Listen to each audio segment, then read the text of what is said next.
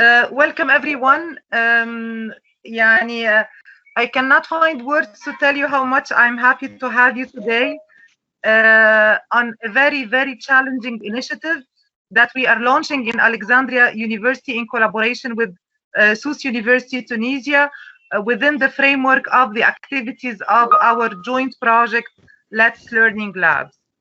Proud to have this initiative working with my dear friend Lilia Schneidl, the coordinator of the Learning Lab of the University of Sousse. And allow me to give just a very little brief on the project. Actually, we have been engaged, myself and Lilia, in a number of activities promoting open educational resources. And for those who do not know what are open educational resources, today will be actually a very pleasant occasion to know more on the matter.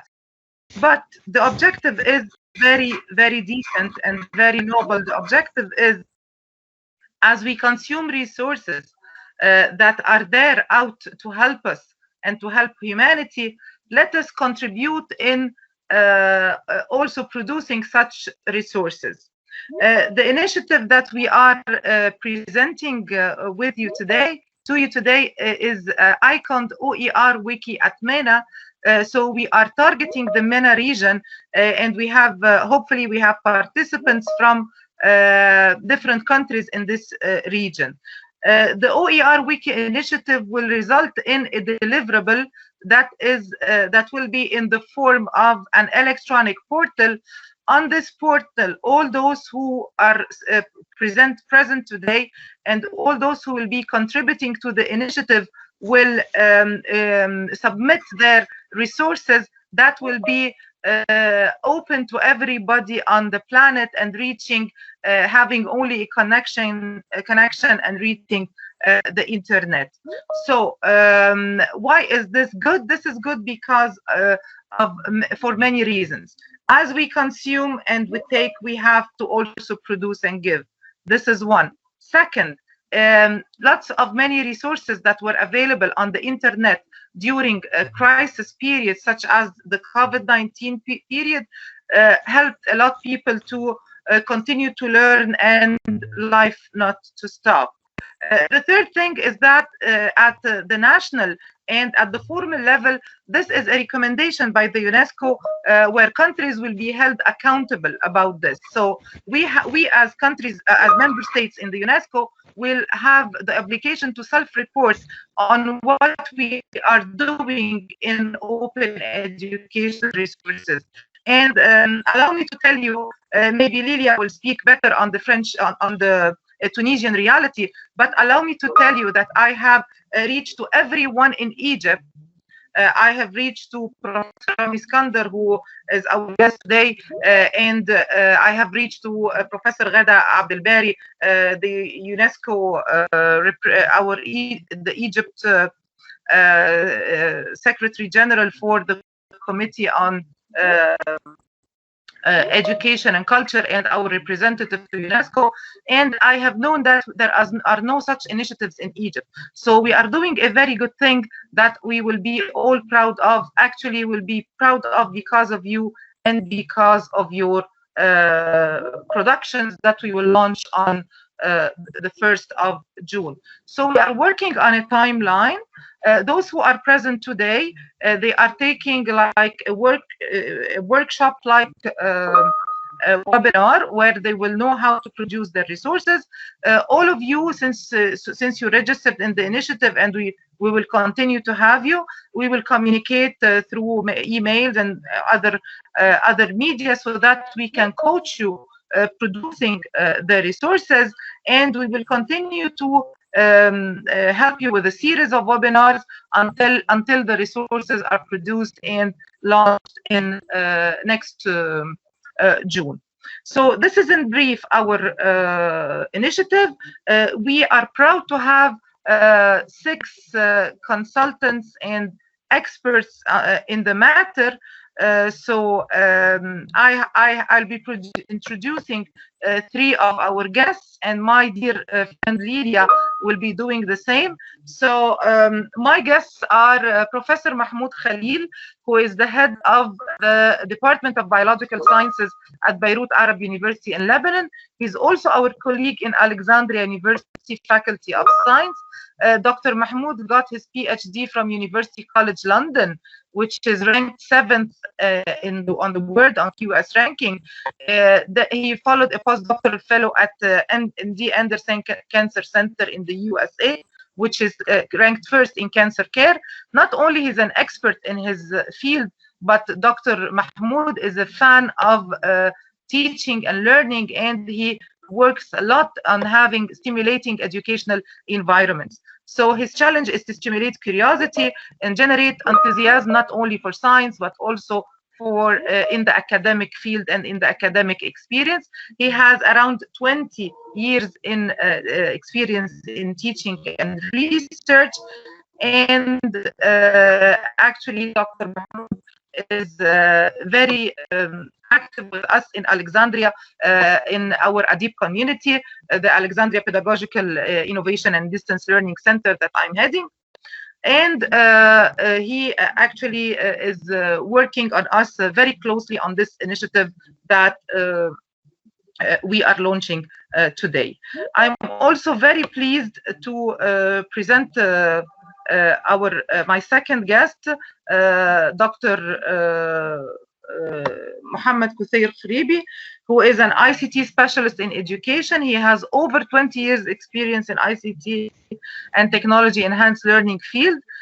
Dr. Khribi is an ICT access specialist for educational programs at MADA Center in Qatar. He's an assistant professor and a researcher at the University of Tunis in Tunisia, and he served as a program specialist in educational technology at the ALESCO ICT department, which is the Arab League Educational, Cultural, and Scientific Organization. And he's been leading several projects at large scales in the Arab countries in this field.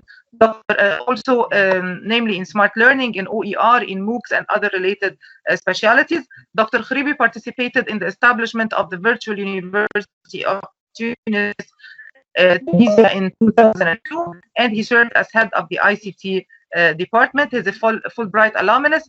He attended the Knowledge Discovery and Web Mining Lab at the University of Louisville, Kentucky in the United States, and he's a member of Lattice Laboratory at the University of Tunis and Tunisia, and an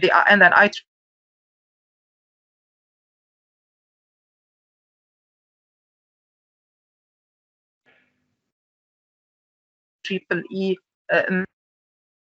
machine learning, and he authored a number of well-cited papers in different journals. My dear friend, Dr. Rami Iskander, is our guest today. I'm very pleased to have Dr. Rami, not only because he's a friend and he's an expert in the field, but because Dr. Rami is someone who at the national level can help a lot in the initiatives that we are working on, and he will be sharing with us very important information. Dr. Rami is an assistant professor of educational technology at Mansoura University. He's the vice director of Electronic and Knowledge Services Center and the director of the National E-Learning Center of the Supreme Council of Egyptian Universities since 2015 till now. He's responsible for e-learning strategy plan in all Egyptian governmental universities in the Ministry of Higher Education and Scientific Research. Since 2012, he's supervising 27 e-course production in production centers in 27 universities, with more than 700 full e-courses that were published and annually used for more than 1,500 professors and 1,000 students all over the Egyptian governmental universities. Dr. Iskander published a group of scientific research papers specializing on e-learning, and which are available on the EKB portal, Egyptian Knowledge Bank. He supervised a lot of scientific researchers specialized in instructional technology. Dr. Rami represented Egypt as an expert in the e-learning career and the representative of the ministry to some foreign countries such as Lebanon, France, the United States, Rwanda, Ethiopia, Morocco, Dubai, and he's very pleased to share today his regional experience with us. Welcome, my dear friends and colleagues. Welcome, dear experts. And I will leave the floor to my dear colleague, Dr. Lilia Schneiti, to continue the introduction of the guests and the initiative. The floor is yours, Lilia.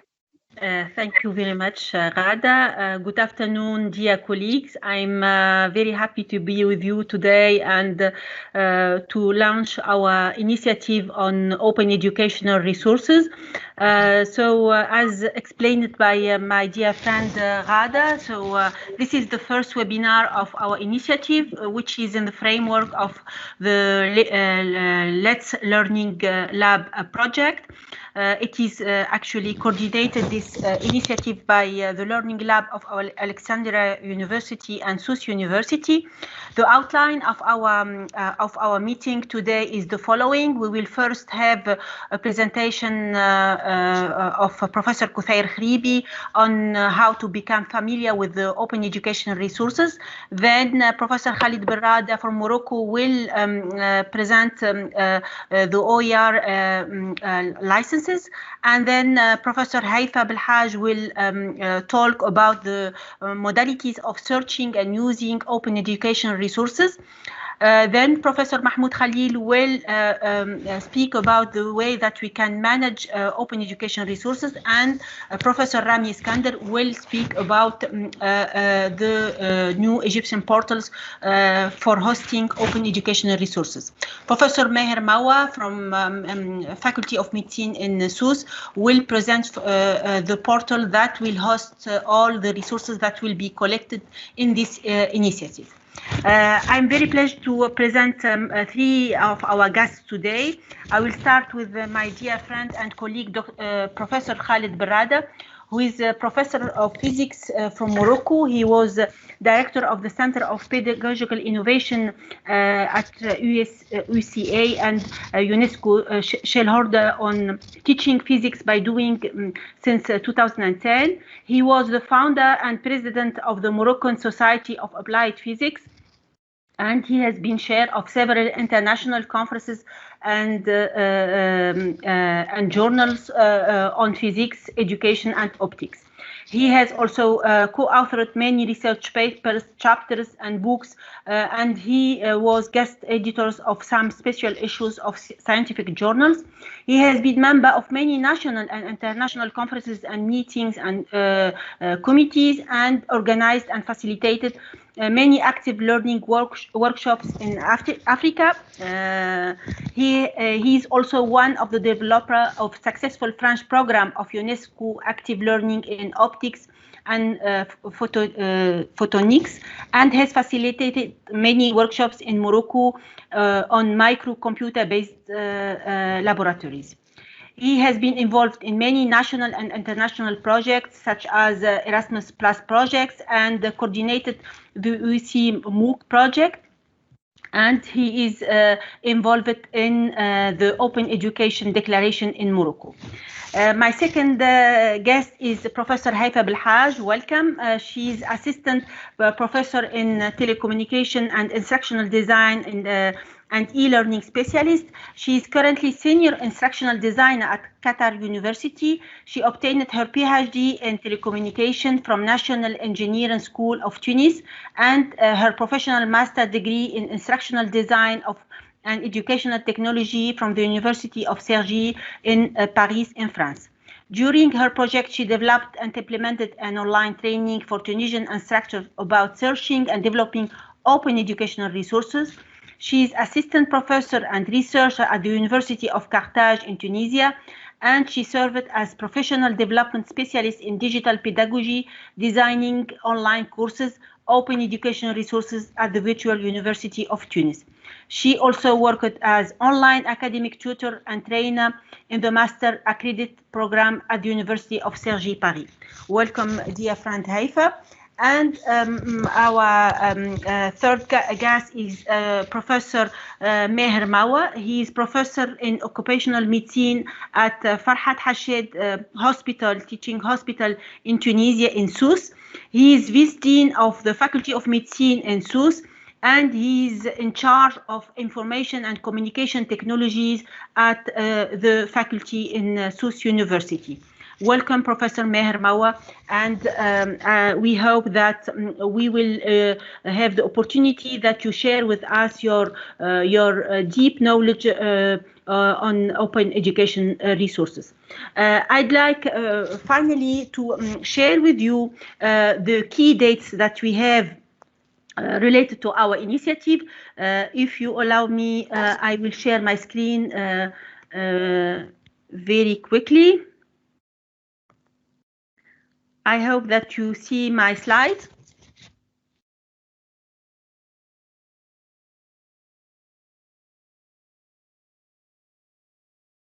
Can you see my slide?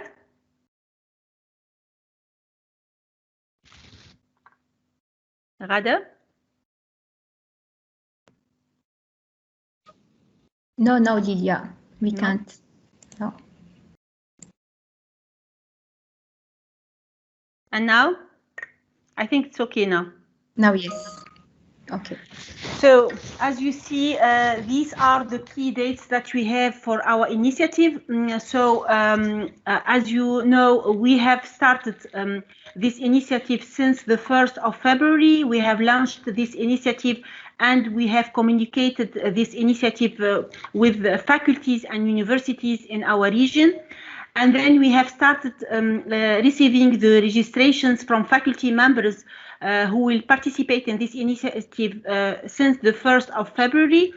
Now, today, we have the first webinar related to this initiative, which is on awareness regarding open educational resources, and it is in the frame of the Open Education Week, which starts today. We plan to receive the resources from all faculties members that want to share their open education resources by the 1st of May, and then we will proceed to a kind of review and sending feedback on the received resources. And we hope that by the 1st of June, we will display the list of the resources received, reviewed, and send all the feedback for the resources received, and that you send us the updated version of your resources by the 1st of June. And then we will launch the portal with the open education resources received, and we will have a MENA jury who will actually recognize the best submitted resources. So we hope that we will respect these dates. We will meanwhile also organize some workshops to actually coach some colleagues who want to have further information on how to produce open educational resources and how to produce some videos in a certain format.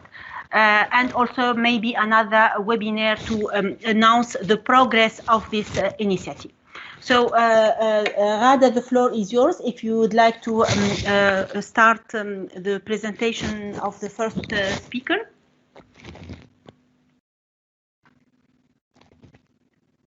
Rada? Rada, can you hear me?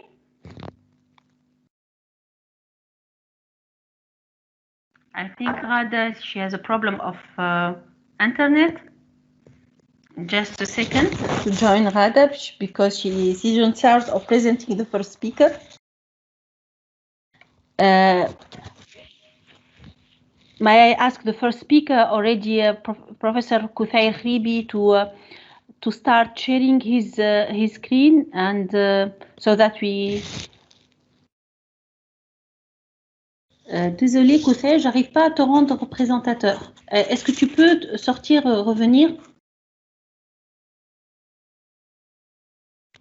Koussaï, can you hear me, Koussaï? So sorry for these technical problems. Thank you, Dr. Lilia and Dr. Rada, for your kind invitation to participate in this valuable webinar. It's always my pleasure, to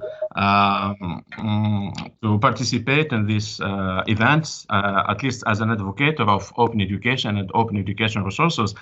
And also, I'd like to thank you for your valuable initiative. It's really very interesting to launch such interesting initiatives in MENA region in order to trying to push things forward in order to foster the use and development of open educational resources at large scale in our Arab countries.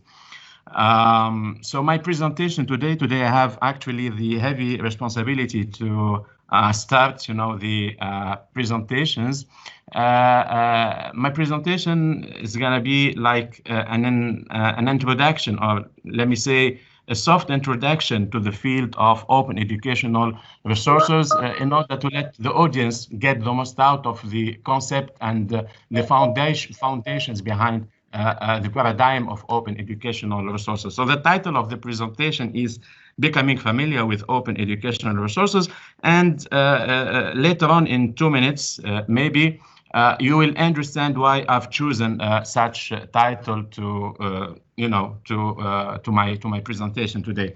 But before going any further, let me start by recalling the terminology related to open educational resources in 3 languages, in Arabic and in French, because I'm quite sure that the audience today is mainly from Arab countries, and they are for sure Arab speakers. So I need to, recall the terminology used in Arabic language for open educational resources. So open educational resources in Arabic, it's الموارد التعليمية المفتوحة, and this is the official, term used within the international UN framework, and especially in UNESCO. For our French speakers, open educational resources in French, as you may know, is ressources éducatives libres. Et l'acronyme qu'on utilise souvent, c'est RAL. In English, of course, the acronym is OER. So OER stands for Open Educational Resources, and we are using frequently the acronym OER to refer to Open Educational Resources. Okay, so now I'm gonna explain why I've chosen as the title of my presentation becoming familiar with open educational resources. This is a screenshot from the Open Educational Resources Competency Framework. It was a project initiated by the International Organization of La Francophonie in collaboration with other regional and international organizations like Alexo, like Open Education Consortium, and the Virtual University of Tunis. This project is meant to develop a set of required competencies for trainers and for educators and for teachers in order to let them get into the field of open educational resources and to master using, developing and sharing open educational resources. The framework, it encompasses the following competencies, or let me say field of competency or domain of competencies. So there are mainly 5 domain of competencies. First of all, D1, becoming familiar with OER. It's like, as I said previously, a gentle introduction to the field in order to let trainees and educators get the most out of the concept and the paradigm of open education and open educational resources. Then there are 4 main competencies related to the user rights to open educational resources. So basically we have searching for OER, the educator, the teacher needs to be able to search for OER, then using OER, dealing with all the licensing behind and copyright and intellectual property behind the use of educational resources, then how to create OER, and finally how to share and promote the open education, the developed, the created, the built open educational resources through internet and through dedicated repositories and the platforms. So inside the first field of competence, dealing with becoming familiar with OER, it was broken down into three main, let me say, abilities or competencies. So these competencies are basically of number three. The first one, the teacher or the educator needs to be able to distinguish an educational, open educational resources from another resource. And to do so, the teacher requires to be able to spot, to identify let me say, the main characteristics that can be used in order to define an open educational resources. We'll be going through those characteristics later on in the presentation. Then the second competency is to list some factors in the emergence of OER. The history of OER, what are the motives behind the OER, what is the international framework that let me say, contributed in the promotion of open educational resources worldwide. Then we need to consider as an educator what is my role in my expected role in the open educational resources movement. So without dwelling more on this competency framework, this is the outline of my presentation today. So it contains mainly the three following sections. The first sections, we need to be able to understand, or we need to share a common understanding of open educational resources. Then we need to understand the whole background behind the creation of this concept. Then I'll try to pave the way to my dear colleague and friend, Professor Rada, in order to present you, all the licenses and CC common licenses that we need to use in order to be able to, say that our educational resources can be considered as an open educational resources. Okay, so the first section, we'll try to make sense of OER. So intuitively, if we try to understand together in a simple way, what does mean open educational resource? So let's break it down into two main key terms. The first key term is educational resource, and the second key term is open. So educational resource, it refers to any learning, teaching, and research materials that us as educators or learners or researchers, we can use in order to attain a certain goal in our learning or teaching or research matters. And whatever the granularity or the format of the resource, because educational resource can be considered as a learning object, and the learning object can be component or compound of other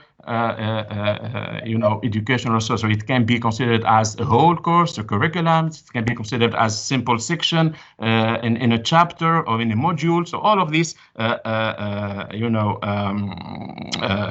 educational resources can be considered as learning objects. And we can have also these educational resources available in different formats like PDF or images or whatsoever format that we can use in order to produce our educational content. And the most important thing behind the OER paradigm is the openness. So by openness, we mean that our educational resource will be accessible for free. That means that we won't pay any charge or fees or royalties in order to get the access to the open educational resource. And here we need to pay attention, because free doesn't mean open. Okay, but in open, the concept of free access is a must, if I could say. Then we can also refer to the usage right when we are using the open educational resource, because sometimes we are allowed to only use the resource, access the resource, and we are not allowed to modify or readapt the resource or redistribute the resource. So there are many use cases of open educational resources, and we need to make sure that we have the right, use case that is credited by the owner of the resource using an appropriate system of licensing. But we will,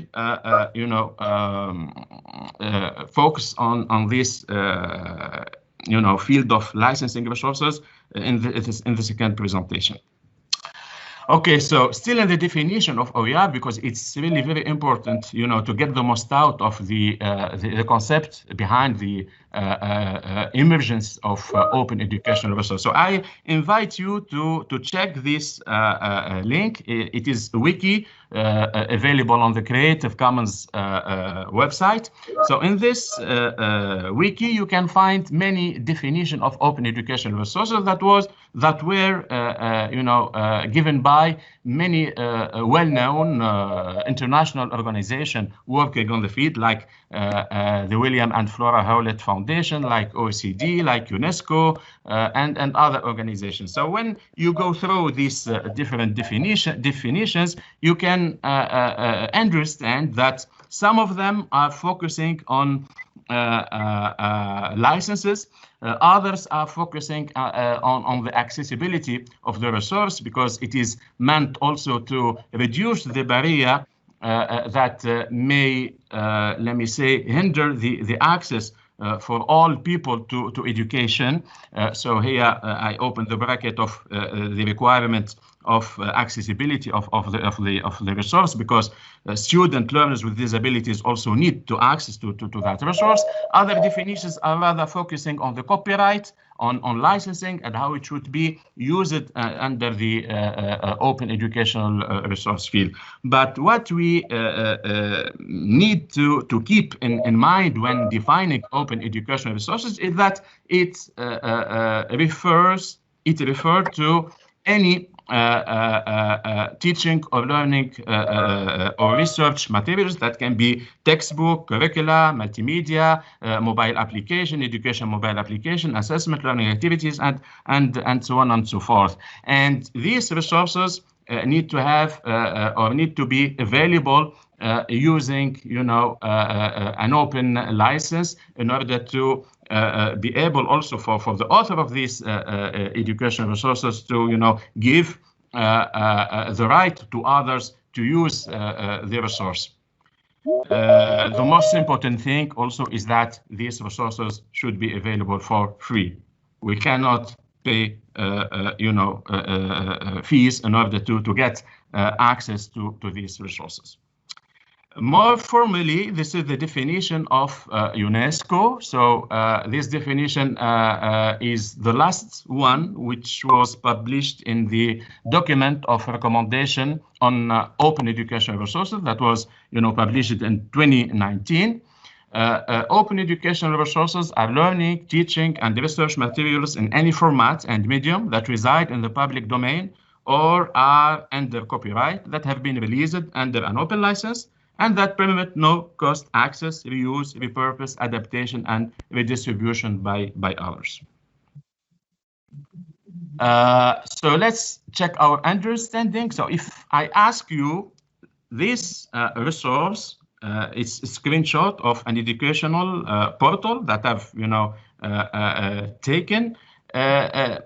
If I ask you whether these resources here that you see on my screen can be considered as open educational resources. So as you can see here, the access is locked. Is locked. Why? Because we need to pay fees in order to access to these resources. Okay. So these resources cannot be considered as open educational resources. But this resource, and you can see here on the bottom of the screen, the license CC BY SA. So this means that this educational resource is available for free, and thanks to the open license that you see here, the Creative Commons license, we can say that it is, considered as open educational resource. So let's check our understanding in order to wrap up with this first section dealing with the definition of open educational resource. So if I ask you, what is the abbreviation of open educational resource? Open education of OER, sorry. OER, it stands for, it's tough question. OER, it stands for, of course, open educational resource. OER is a subset of the term open education, open courseware, open access, open software. Of course, OER is a subset of the term open education. Okay, but we need to know that open education contains also other components, okay, not only OER. Let's reply by true or false. The term free means the same as open. Is it true or false? Of course, it is not the same. Free does not mean open, okay? But open, it entails, for sure, the fact that the resource should be freely available. The internet was one of the factors that made OER possible. Of course, it's true. Internet played a kind of pivotal role that really fostered the spread of sharing open educational resources at large scale all over the world.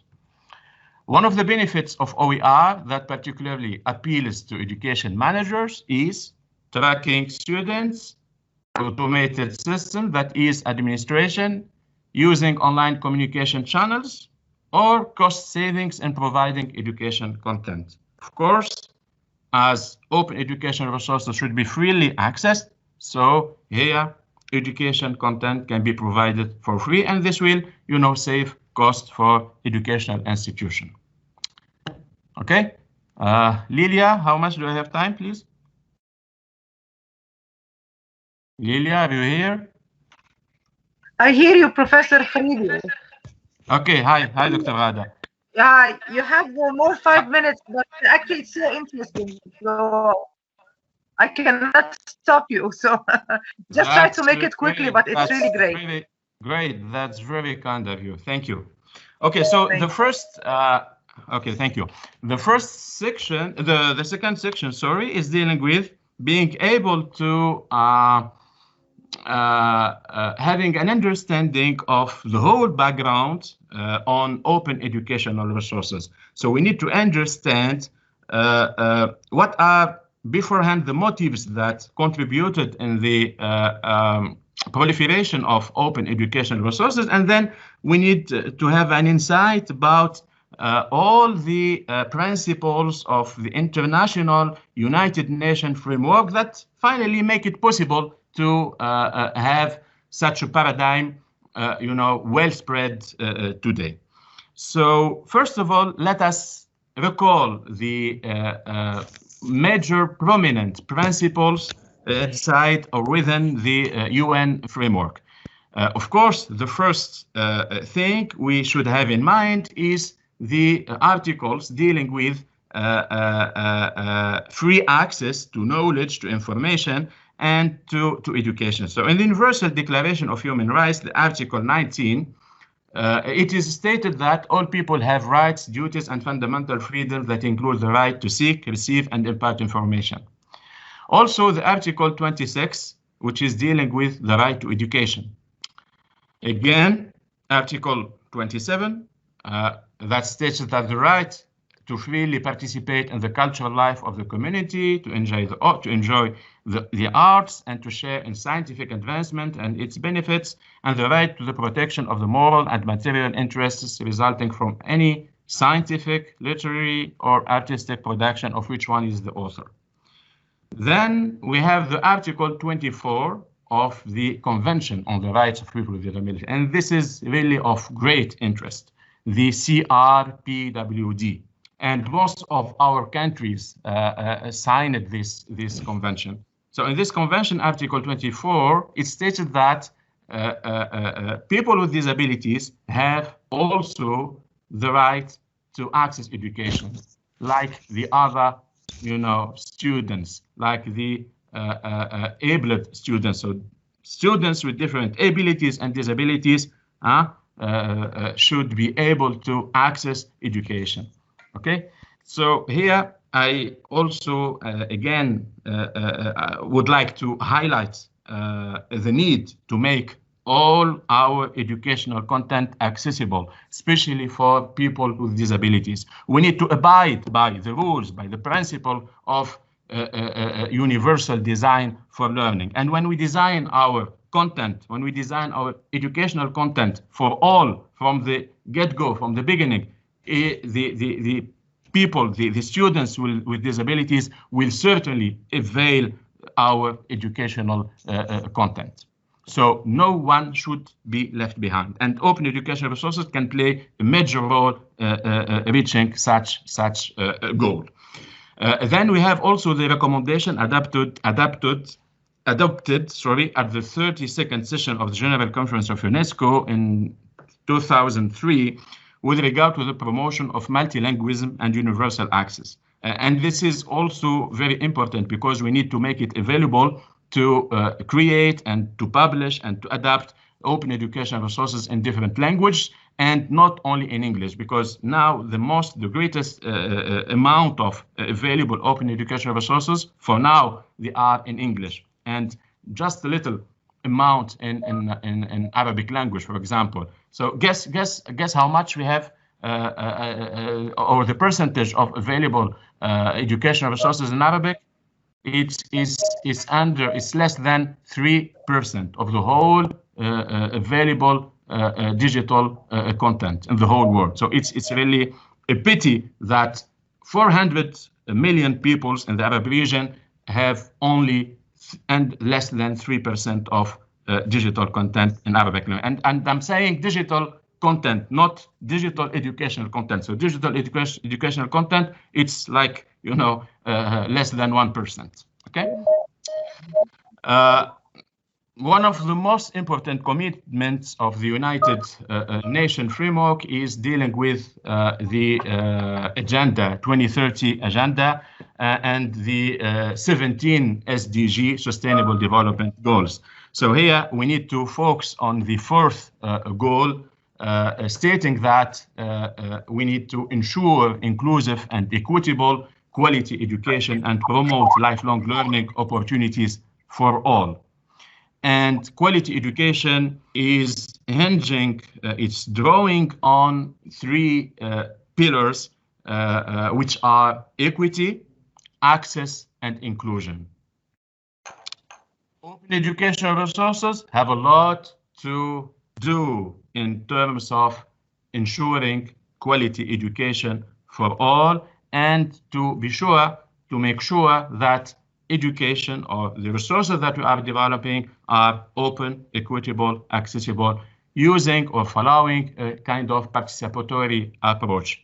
So all stakeholders should be involved in promoting open educational resources, and we need to, follow a kind of multi-stakeholder approach. Open educational resources are the origin, are the source of all the trends in terms of educational technologies that we are witnessing from day to day. Open educational resources played a great role in promoting or in creating or in, launching the movement of MOOCs, massive open online courses. Without open educational resources, we cannot talk about lifelong learning. We cannot talk about other, trends like flipped classroom, like, self-learning. So it's really important to think about and to manage to play as soon as possible a role in promoting open educational resources, whether it is on personal level or institution level or the ministry level or the national level or the regional level. At all levels, we need to be able to plan to play a role in contributing in fostering the movement of open educational resources. So this is just to recall the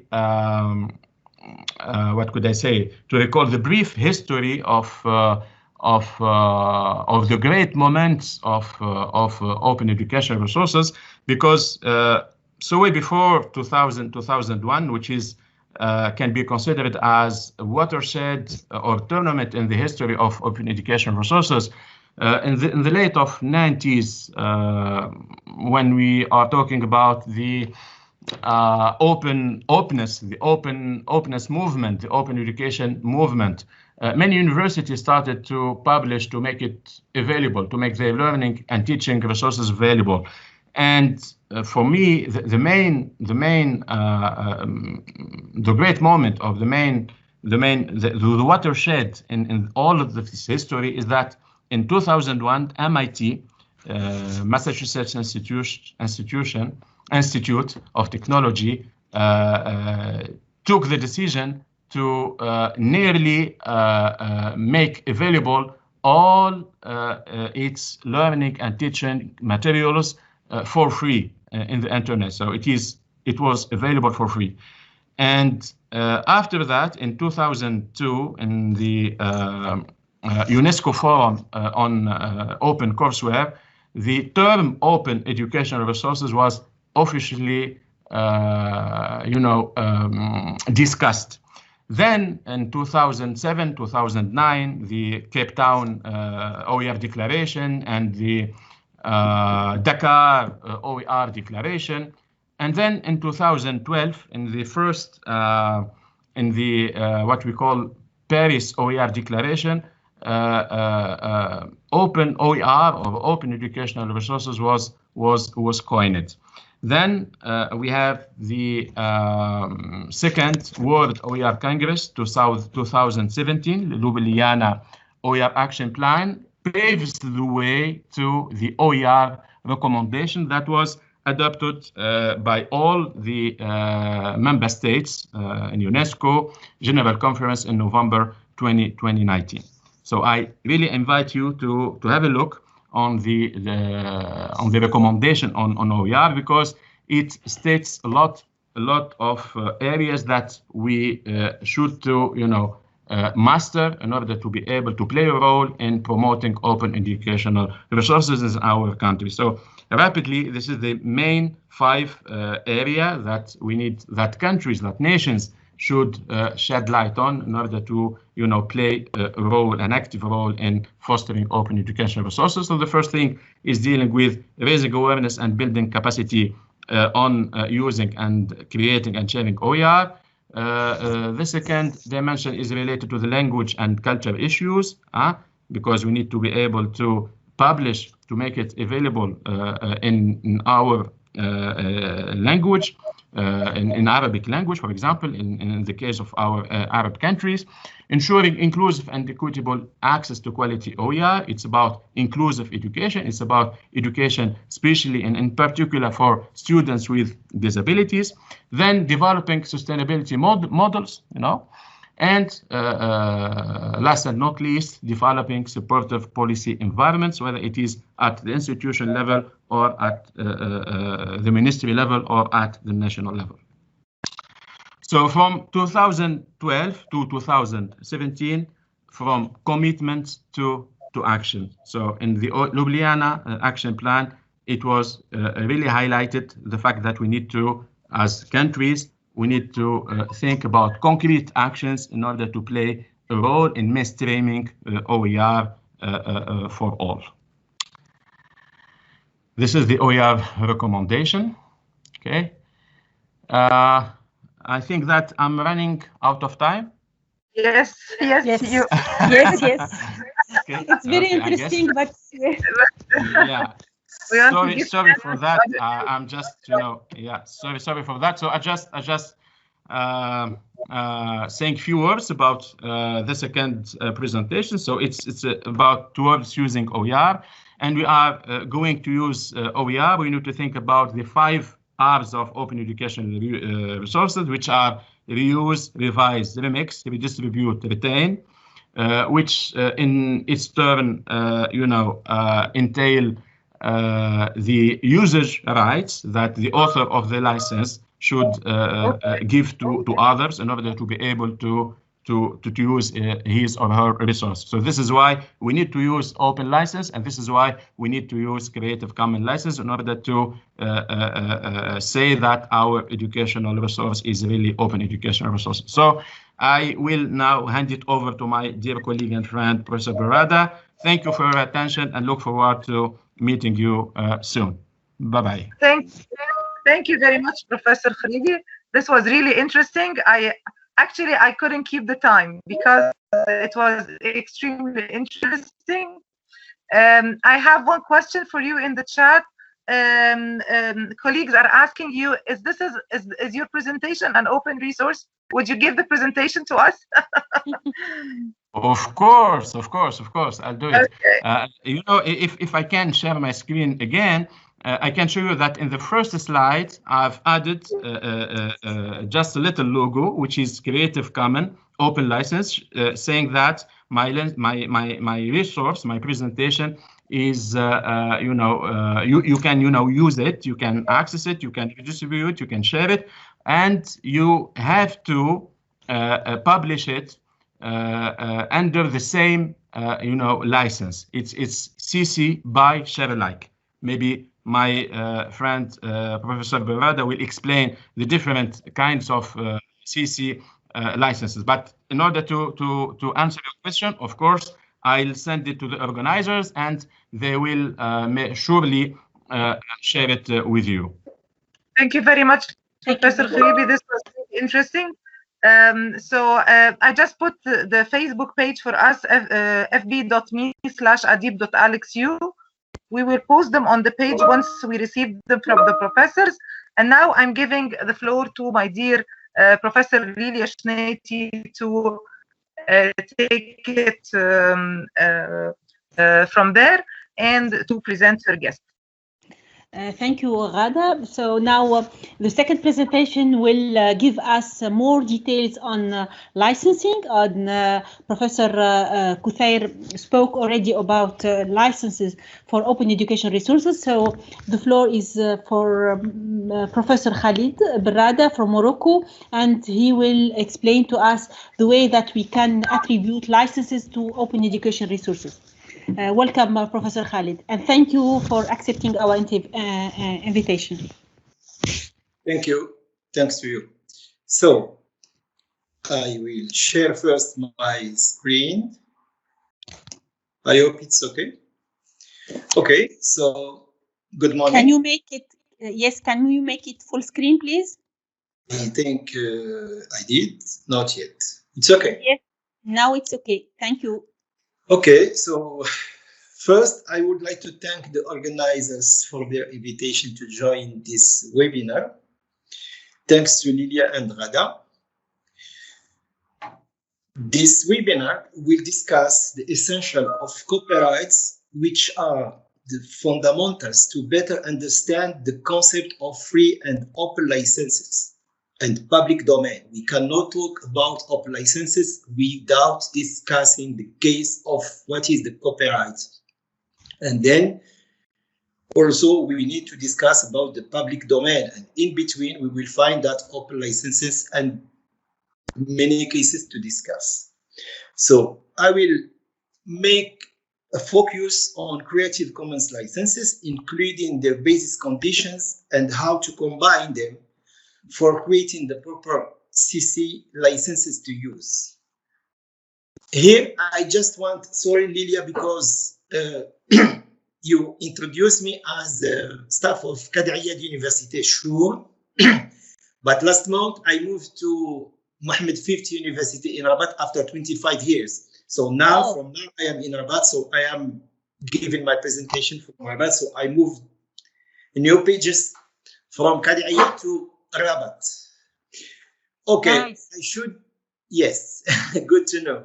So I should also give a credit to this beautiful project, which is OpenMed project. This is opening up education in South Mediterranean countries. Here you will have the website, and with partners from Palestine, Jordan, Egypt, Morocco, Italy, Spain.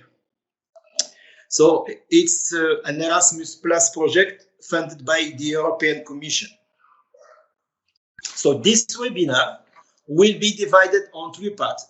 Just please, Lilia, when time is over, let me know and I will conclude. It's around 15 or 20 minutes, not more, but in case it's too much, just let me know, I will conclude. So the first part should be introduction to copyright and open licensing. The second one is examples of open licenses, and the last part is key principle and practical consideration. I will go for the first and the second part, and we'll see about the time.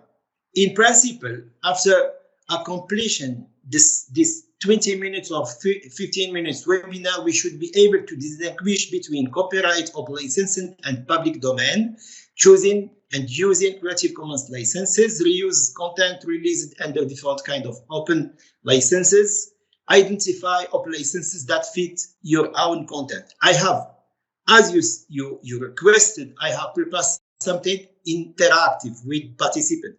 I don't think so because participants don't have the mic.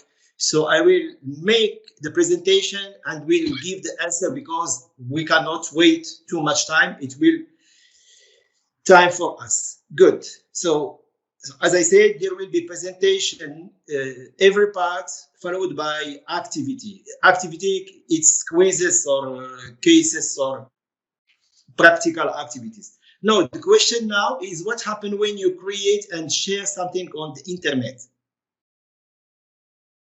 Of course, I will need your feedback, but I will go for the answer. When you share your work on the internet, it's protected itself.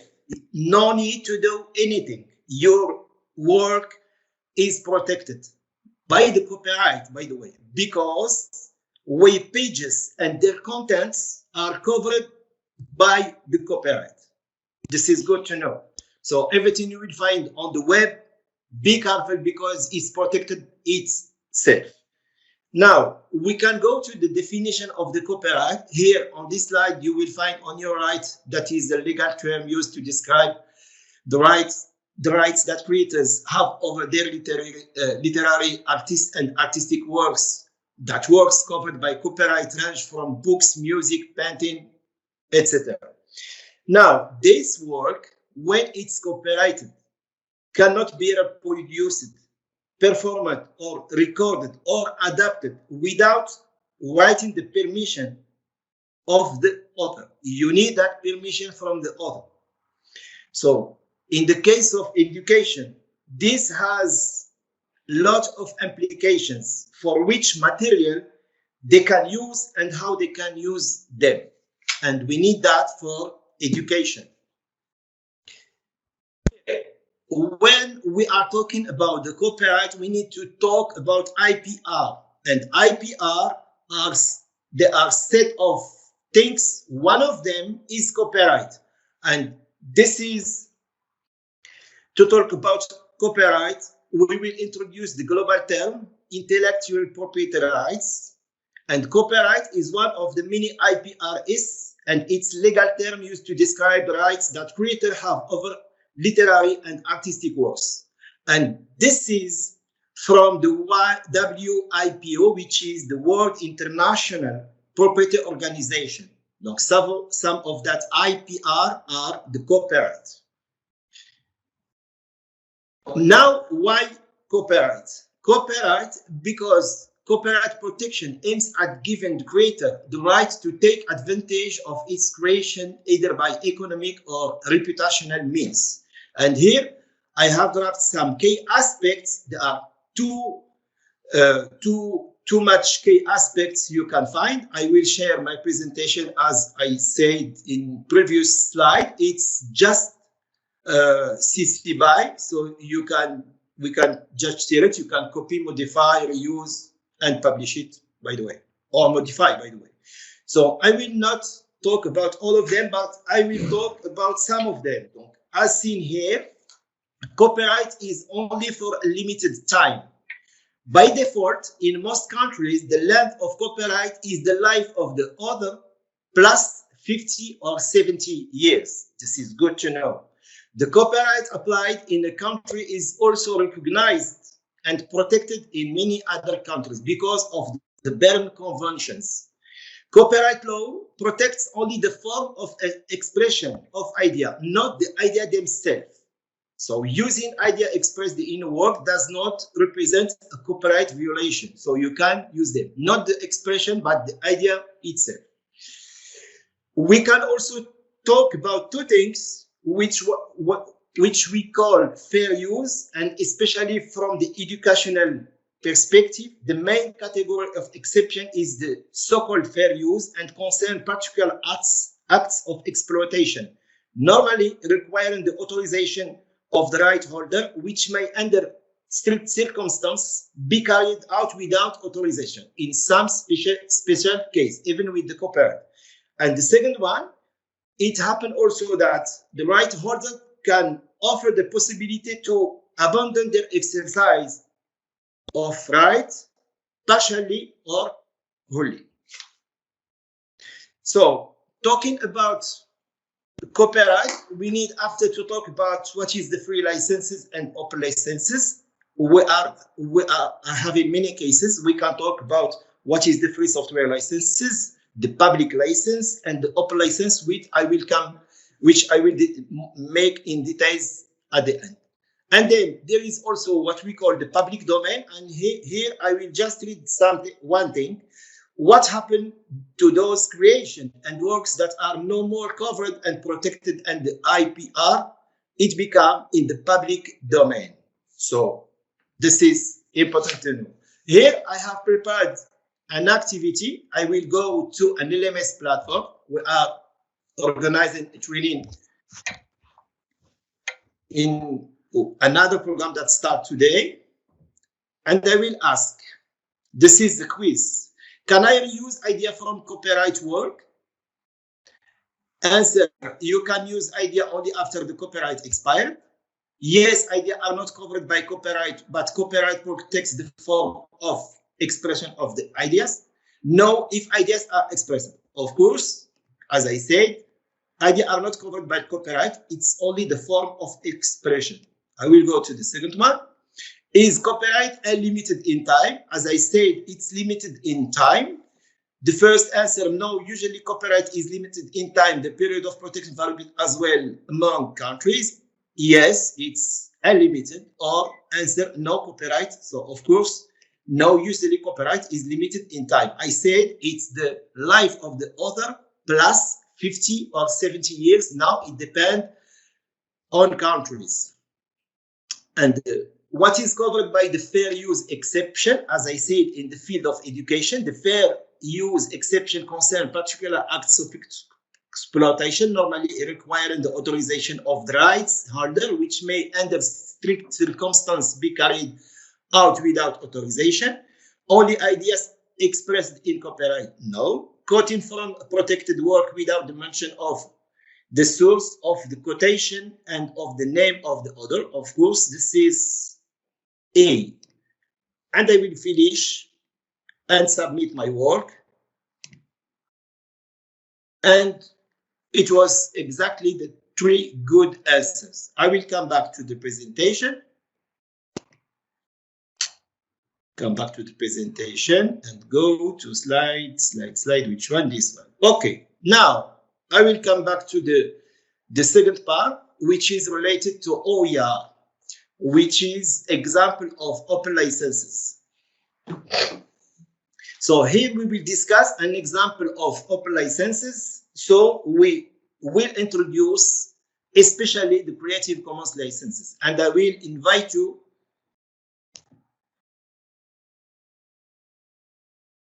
to watch this 2-minute video, please.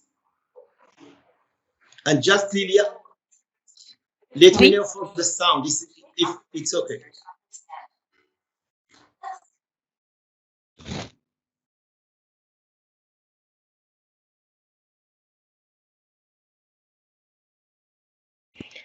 We can't hear the video. Sorry?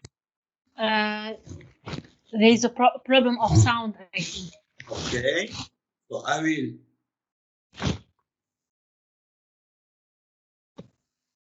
The problem of sound. Yes.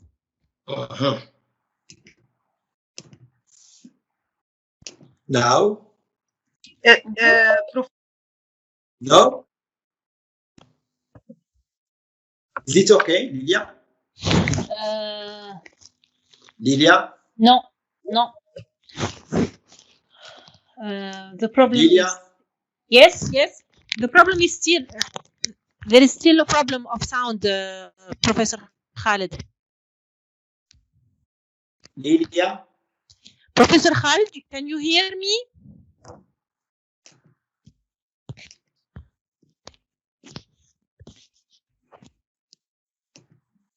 Okay, Professor so Barada, you have to share the system of audio if Teams allow you, because Teams. Can you hear me? Yes, it's not you sound, it's the video sound. You can hear you, yes, sir. You have to share the system audio on Teams. Lilia? If they prompt you to share the system audio, you can. I can hear you, Professor Khalid, but I think you have a problem of sound. Is it okay now? Now we can hear you, but there is a problem to hear the sound of the video. Okay, we can do without. Don't worry.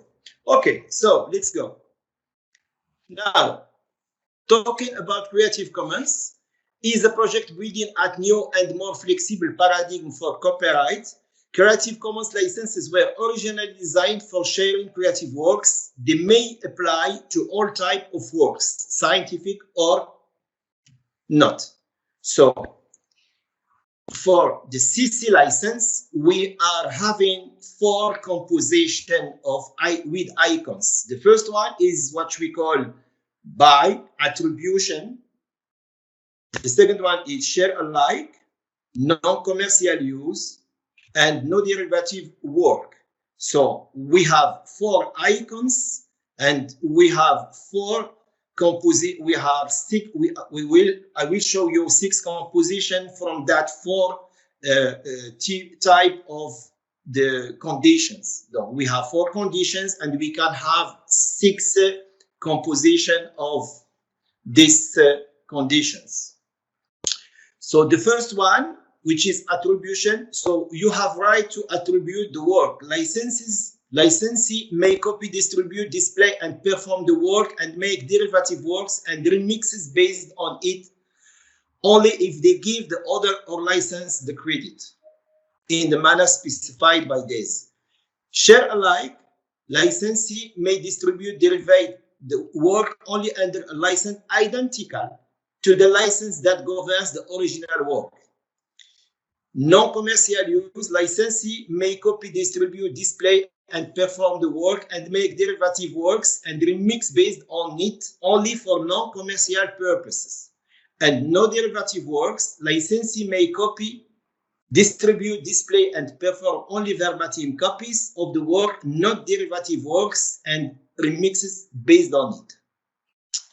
Here, we can see that we have a way to combine that 4 conditions in 6 type of license. The first one is CC BY, which is the attribution. The second one is CC BY share alike. The CC BY no derivative works. CC BY non-commercial use. CC BY no commercial use and share alike. And the last one, which is the most restrictive one, share alike, no commercial, and no derivative work. And if we look to this table, we will see in terms of copy and publish, all of them are okay. attribution required. The first line is what we call the public domain. For this one, the public domain, we don't need to attribute. The work is possible to do. In the public domain, you don't need to attribute. It's attribution required. It's not required. You can use the public domain. Here you have commercial use, and here you have modify and adapt, and here change license. So you have to mix the first one, the second, the third, the fourth, the fifth, and the sixth one, but you have to use some regulation. You cannot combine them as you like. So you have to respect these cases. If we take the Creative Commons licenses from the most restrictive one, which is the copyright on my left, to the most accommodating one, which is the public domain, we can combine and obtain that 6 combination of Creative Commons. Of course, some others say that you can apply the open licenses to OER in all the cases. But in principle, if you have an OER and you have this kind of license, which is open license to CC BY no derivative work, or if you have CC BY no commercial and no derivative work, every time, this is very important. When you have no derivative work, you cannot say that your content, your material is an open educational resources. From the public domain, we have the 6 kind of combination, and if you are having the no derivative work, the content cannot be considered as an OER. So here the most free, and here the least free. Now, this activity will help us. It's time for you to create some OER. Select some resource you have created for your teaching. It could be some text, short video, piece of digital, illustration, set of slide, anything, image, photo, and go to this website, which is Creative Commons, and choose the license you would like to apply to your OER. I will suggest to you, and there share it using the preferred channel, our website, repositories, whatever. So I will suggest to you to take a picture from my screen of this webinar and go to this website. I will come back. Okay. I am on the Creative Commons website.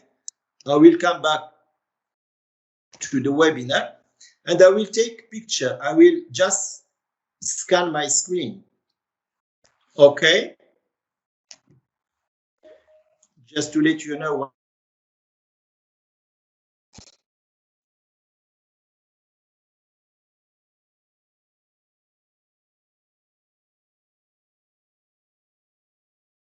Khalid,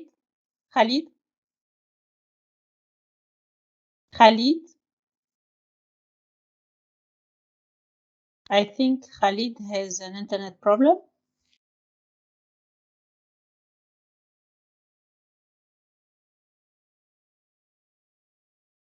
I hope he will be back. We cannot hear him anymore. Yes, I think he has an internet problem.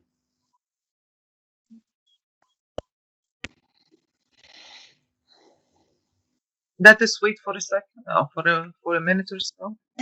And choose from the kind of licenses. Okay. Sorry. Okay, so we have here some characteristic of the license, and I have to select. As I said, you have 6 combination. Do you wish to authorize the share and adapt your work, your picture? I will say yes as example, or no. Just look here on my right, it's changed. Here, if I say yes, sorry, because it's in French, I should just translate on the website. It's possible, of course, it's in English. If I go for the first one, which is just CC BY, I will select yes, or if I change here, no, it will give no derivative works. If I go under condition, as an example, it means share alike. And then with every of this yes, no, or under condition, I can select yes or no. Do you allow the use commercially of your content, your production, your material? Yes or not? If no, it will be with this icon. So with yes here, I have 1 and 2. No, I have 1 and 2. And with under condition, I have 1 and 2. It means 6 condition. I will decide to have this icon. And here, they ask you, copy your code as an example. I will copy my code, okay, and go to any other platform and say, I will click on this as an example. This is a training program. Modify, customize, edited pages. Just an example to show you what will happen.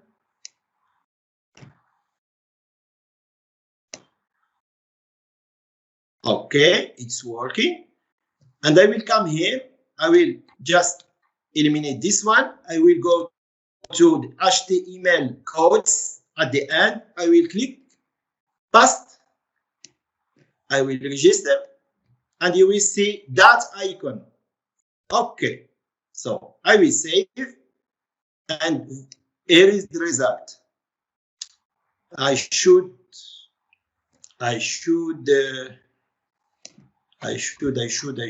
click on yes. I should click description. Yes, it should be okay. Display mode. Okay. In general, it's somewhere. I will do it in some other part. Sorry.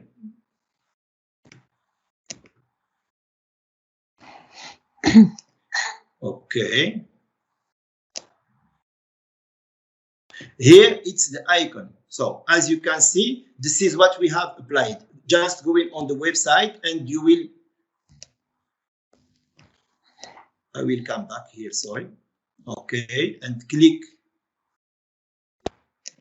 on the icon. Something is missing.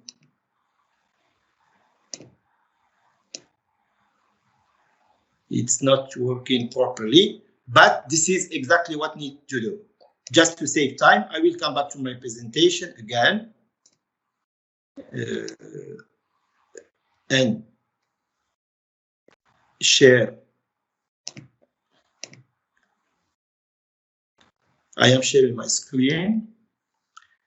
Do you have the screen? Sorry, do you have my screen? Yes.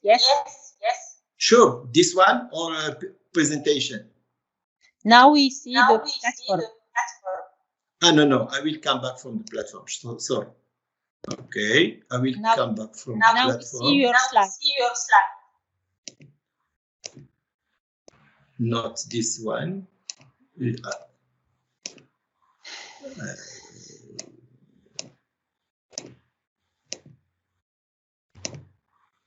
No, I have to share this one. So I'm sorry because I have to share it again. Because when we move, I think that it happened. This one. Okay, I will come back. Okay, yes, sorry. Okay. Okay, so I was just here for this activity. So, and you can decide to share using your preferred channel on website, LMS, platform, etc. So for the last part, which is the key principle and practical consideration, I mean, reflect on OER in your context. There will be also an activity. We have major consideration, which license to choice, what limitation are applied, what to do with OER and in terms of policy, and we have some key principle. And when it's called OER, it should not be against the 5R. The 5R, I think Haifa will talk about after.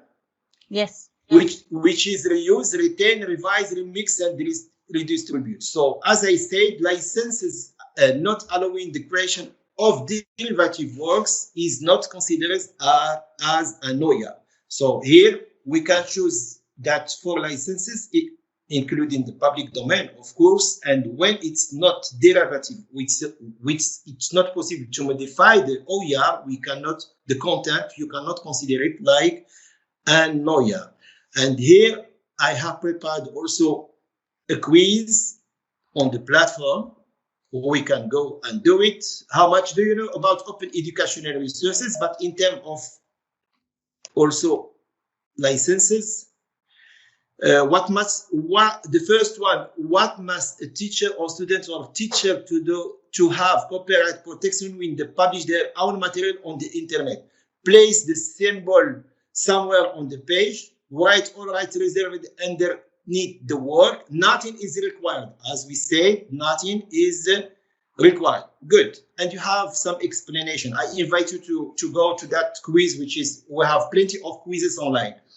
Can you publish picture you download from Google in your course page on Ping Pong or other website? You may publish images on page of Ping Pong that require login abiding by the terms of the bonus copyright access agreement. You can publish image freely on Ping Pong. However, only the pages that require no login. No, you may not ever publish image found with Google on Ping Pong. I will go for anyone. This one is the good one. Can you change OER for your own purpose? In order to adapt or change OER, you must always ask the copyright holder permission. In most cases, yes. However, OER with restrictive license, such as I said, no derivative work must be used as is. Many sites allow to change the OER if you put small advertisement in the adoption. So the last one is no. No, in order to adapt or change, you must ask no. I will try this one. Yes. And the next is, where can you find OER? By creating an account, or the resources are available in a wide variety of places on the internet, which make finding OER somewhat challenging. In a large colored OER, that I will go for this one, just to finish. And then the last one is OER the same things as e-learning? Of course, no. Since everything is computer-based, the two terms can be used interchangeably. E-learning does not necessarily mean open licensed, while OER can consist of any medium. OER is not the same.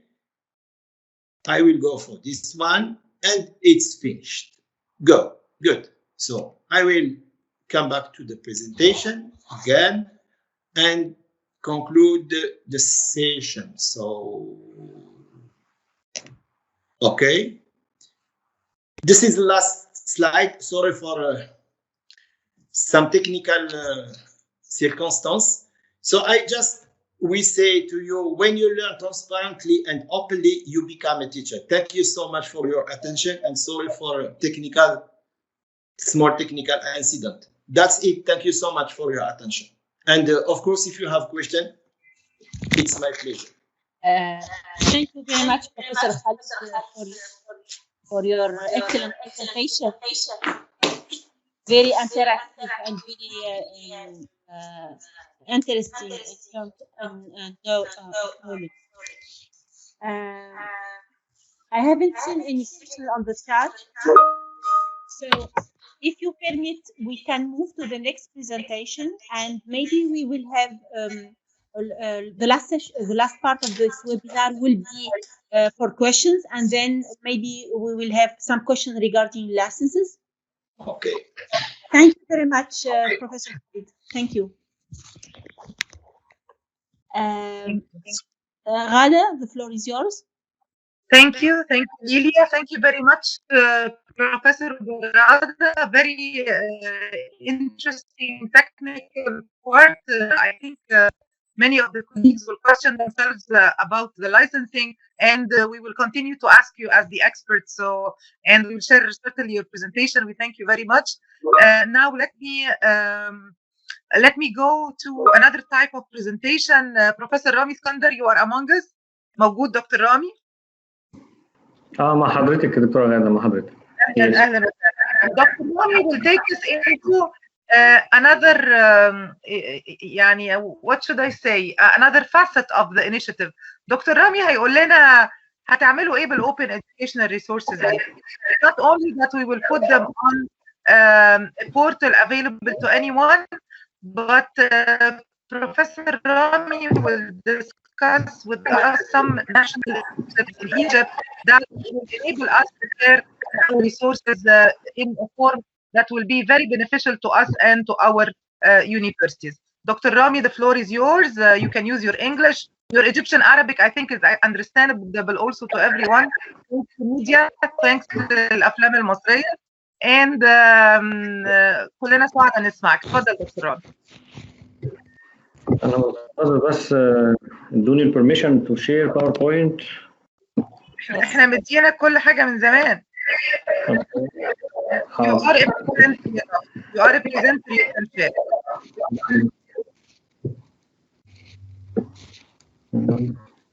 One second.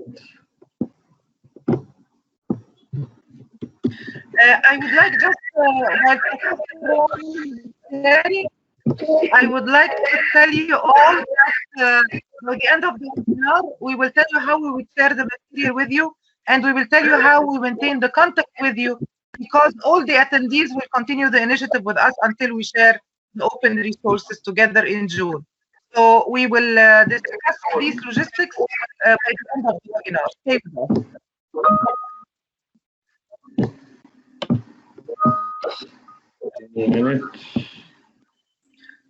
Those asking about the link for the resources, that will be later in the webinar.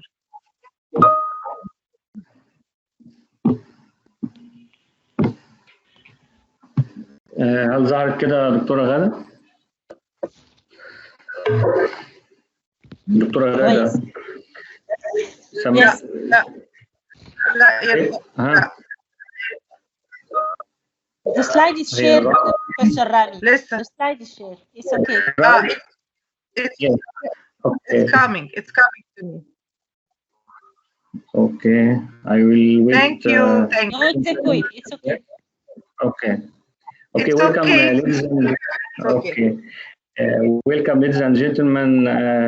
At the outset, I would like to welcome and thank Dr. Ghada and Dr. Lilia, and thank them for giving me the opportunity to present the Egyptian experience in open learning resource. First, I want to go to introduce types of open education resources. We know all it's courseware, online modules, open textbooks, streaming video, open journal, digital tutorial, learning object, scientific research. اظن هتكلم عربي وانجلش زي ما اتكلمنا كده. الاوبن اديوكيشن ريسورسز طبعا زي ما المصادر التعليميه المفتوحه هي كل حاجه احنا بنحاول نتيحها، بس لازم يكون فيها حدود وفيها ستاندرز معينه لازم نشتغل عليها، ويمكن دي الشريحه الثانيه اللي هي challenge of open education resource اللي هي التحديات. ويمكن في مصر in Egypt from maybe 9 years we begin to make digital media library. I will go ahead another slide. Our challenge of open education resource like anyone be an author. يعني ممكن اي شخص يبقى مؤلف، وده مش دي مشكله في حد ذاتها، لان في معايير وستاندرز للتاليف المفروض كلنا نتبعها. تاني جزئيه quality resources is not always guarantee. يعني جوده المصادر مش اي معلومه بتتاح نقدر نعتمدها ونعتمد عليها ونتعلم منها. Online OER education does not come with a degree. الشهاده والاعتماد، ودي من النقط المهمه جدا انها ممكن تكون بعض المعلومات نديها الشهاده والشخص يستفاد منها، وممكن ما نديش وتبقى معلومات عامه.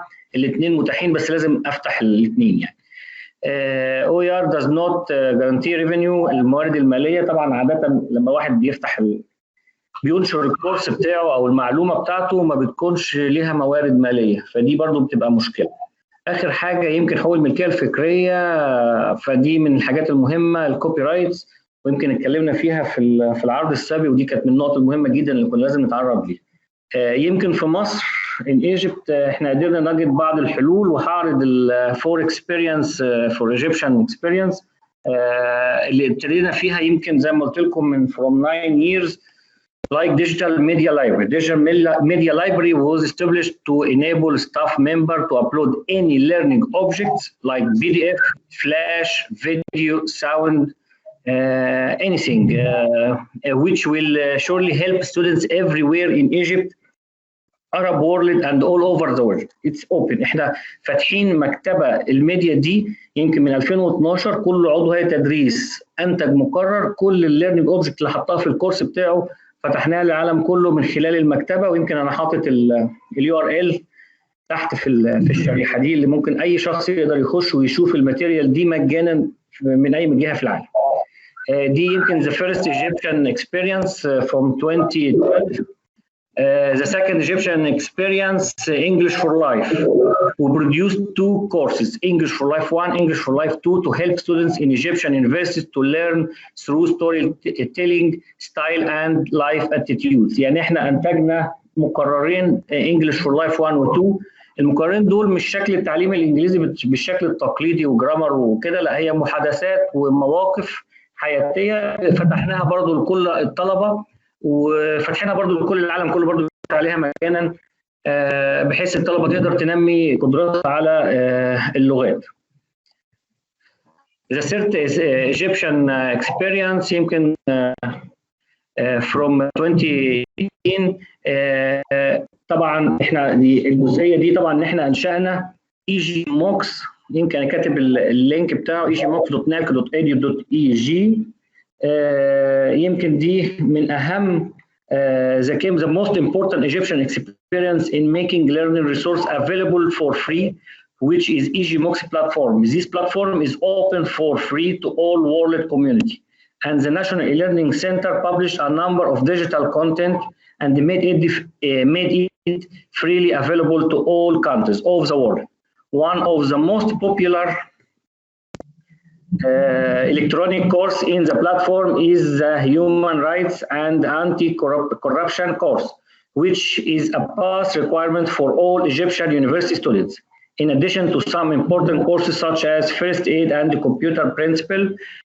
يمكن زي ما انتم شايفين دلوقتي ان احنا انشأنا ببلاتفورم، هي طبعا هي متاخده من edX، يعني هي edX عامله بلاتفورم مجانا احنا خدناها وانتجنا انشأنا يعني EGMOX. دي يمكن اول منصه بنتيح عليها مقررات باللغه العربيه. يمكن كان من شويه قال ان المقررات او الماده العلميه باللغه العربيه قليله جدا بالنسبه ل 3% او حاجه، فلذلك احنا فكرنا من حوالي 3 سنين هذه المنصه وننشر عليها اغلب الكورسات بتاعتنا، وخاصه بتكون باللغه العربيه. بس طبعا برضو بتقابلنا مشاكل في الانتاج، الحقوق الملكيه الفكريه، ان لو الدكتور الماده العلميه دي مش بتاعته ما نقدرش ننشئ الجزئيه دي يعني. فيمكن دي من اهم المشكلات ان احنا يعني الكورسات بتبقى قليله في الخاصه بالEGMOX. ويمكن we put many videos in these courses. We put goals, we put activity, we put quizzes, we put summary, so that we make or develop our courses by standards. من الحاجات المهمة برضو اللي لازم نراعيها ان اغلب الناس اللي دخلت على EGMOX كانت داخله بالموبايل. ف when we develop courses must be developed to open by mobile application. التسويق marketing for our courses. If you watch this screen, Facebook maybe 97%. يعني ان احنا نشرنا المنصه بتاعتنا والناس عرفتها من خلال الفيسبوك، فاحنا برضو محتاجين لما نيجي نسوق الكورسات او المعلومات او OER الخاصه بينا ايا كانت اللغه بتاعتها، محتاجين التسويق بتاعها يكون من خلال الفيسبوك. يمكن the fourth Egyptian experience this year 2021 ijada.edu.eg, Ijada platform, which come through cooperation between the National E-Learning Center and the Al-Alfi Foundation for Human and Social Development to contribute the continuous education of all the members of the Egyptian community. طبعا الجزئية دي بدأت بتكليف أو مبادرة رئاسية خاصة بعنوان صنايعية مصر.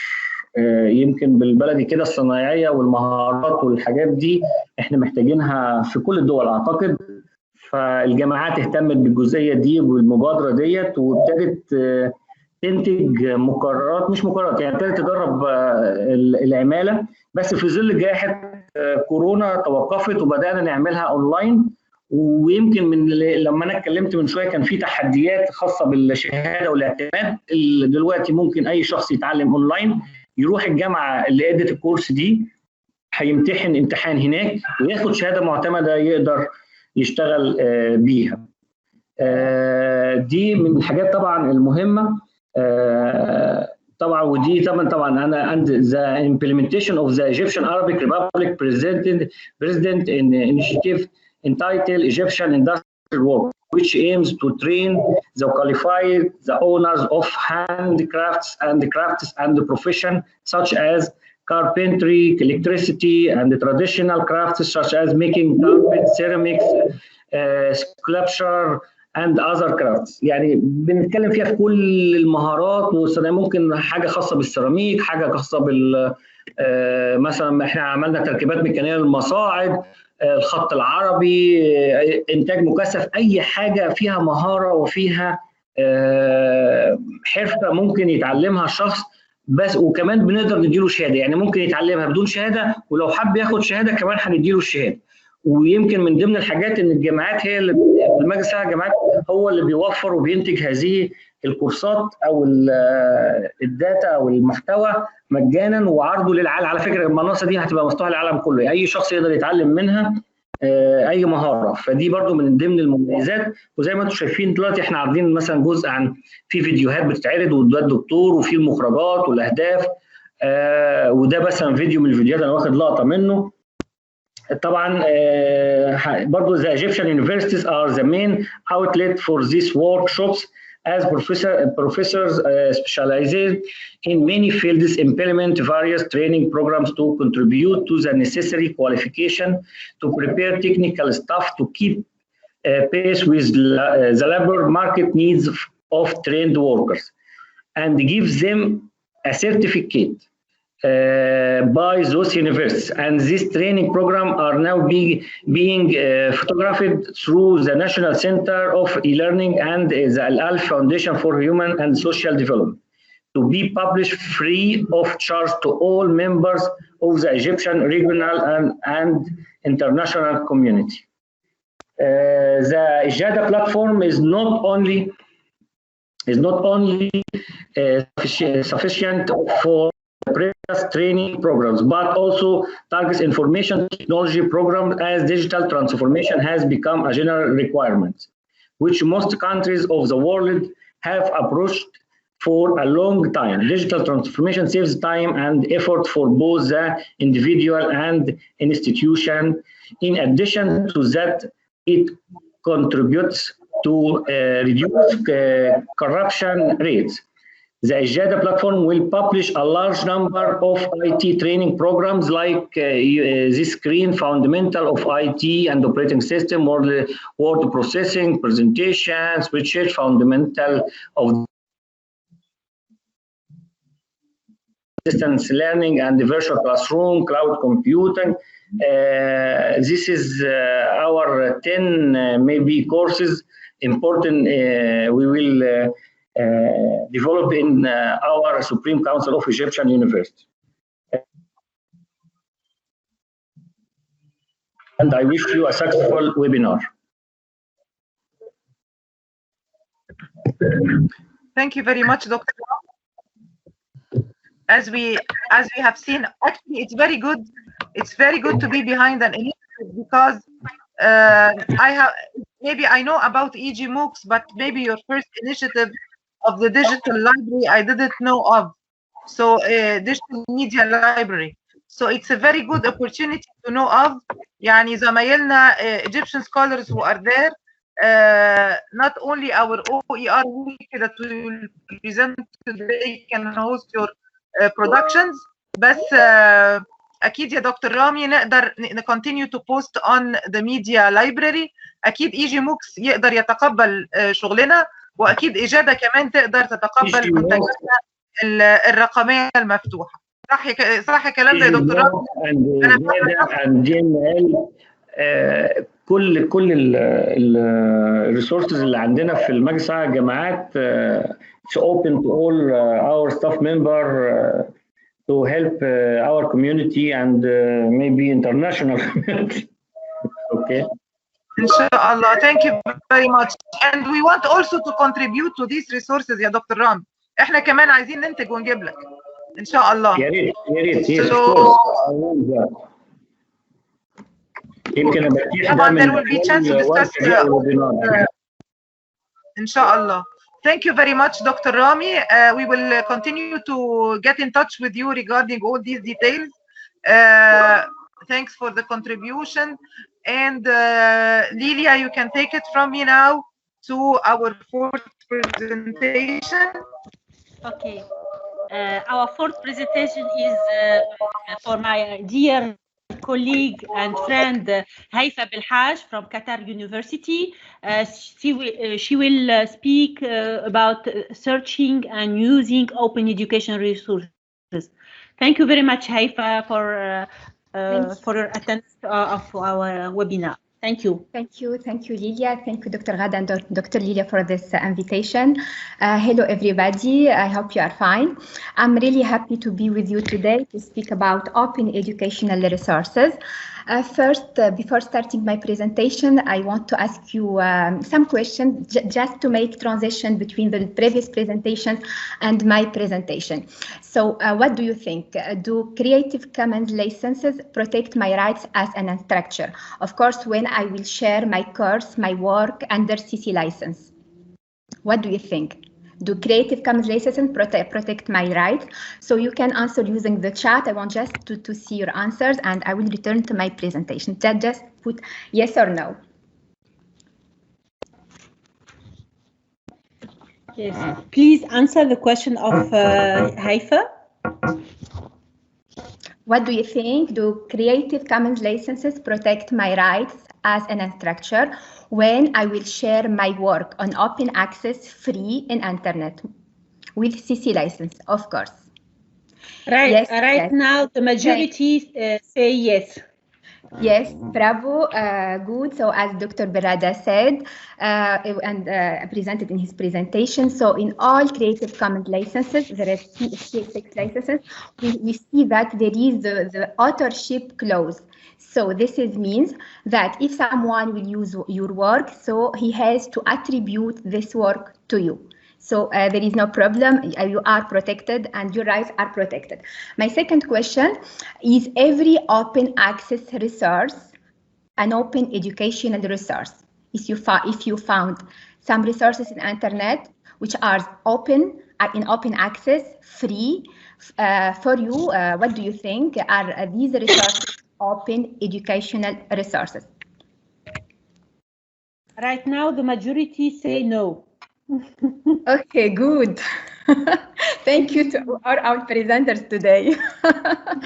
So yeah, it's clear. Of course, no, because as you see, there are many resources protected by copyright that are free and open access, but they are not open educational resources. We have to find CC licenses that allow me to share and to modify this course. Then we can say that here we have open educational resources.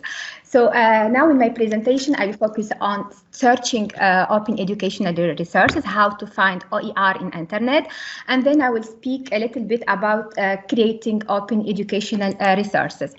So how to search open educational resources, where to find them in internet. There are two main search mechanisms for finding open educational resources.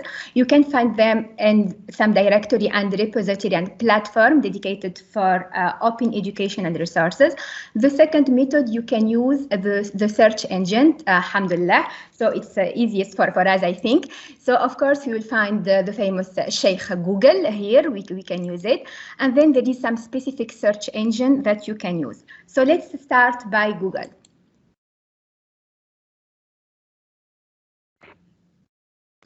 We will try together to see how can I use Google in order to look for example, here I would look for digital skills, for documents, for course speaking about digital skills. Of course, Google will scan and will index web pages that contain these keywords, and he will index many documents. Some of them are protected by copyright, others are OER. But for us, we want only open educational resources. So fortunately, Google provided to us this functionality. You have just to click here, settings, then advanced search, and you can, of course, select the language, the type of the document.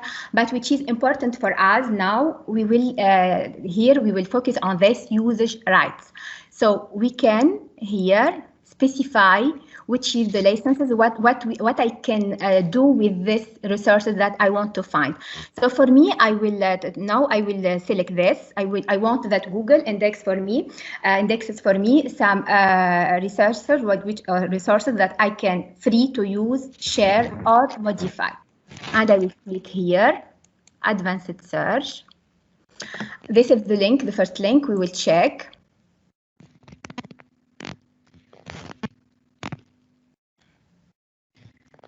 One thing.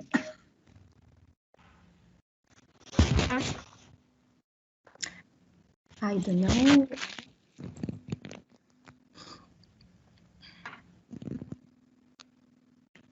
I don't know what is the problem. Loading. Yes, loading, but okay, no, why? Problem of internet connection, I think. These technical problems. So you can try if you want. You can do the same thing like me, digital skills settings, and try to choose that the right that you can use and modify the documents, and try to check for the first document that you find, and you will find that it is really open educational resources. You will find that it's clear indicated. The license you will see it's CC BY. Sorry, really, I don't know. Maybe I will ask share my children to. Okay. And you can see my presentation. I don't have any problem, just with Google. Huh? Yes. Okay. Yes. Really, it's not normal here. Go back. Okay. Okay. Maybe I will see for the second link.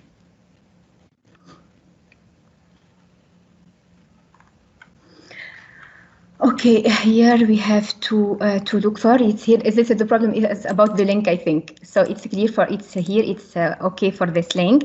We find that it is CC BY share alike. The second link that I tested, CC BY share alike. So it's clear. It's an open educational resources. We can use it. We can modify it, and we have just when we want to share it, we have to share it with the same license. So now it's okay with documents. Now, what do we think about videos? Let's try to see for YouTube, for example. If we will go to YouTube and we will search for digital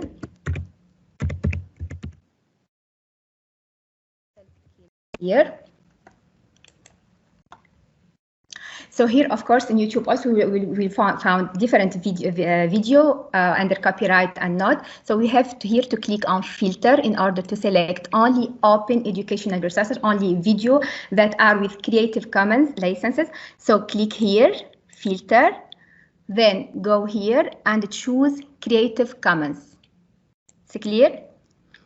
And we will try to check. We click here. This is the video that I obtained. How can I know that it is an open educational resources or not? So go just here and click on show more, and it's clear the license is Creative Commons Attribution license. So you may ask me what is the difference between the other video that we can't find anything, because if the video is under YouTube standard license, we will not find anything. This means that the video is under YouTube standard license. We can share this video, we can put it in our learning management system, but we can't modify the video. And now when we find a video under Creative Commons Attribution license, this means that we can modify, we can do a montage. Maybe sometimes we found as an instructor, we find interesting video, but they are about 1 hour.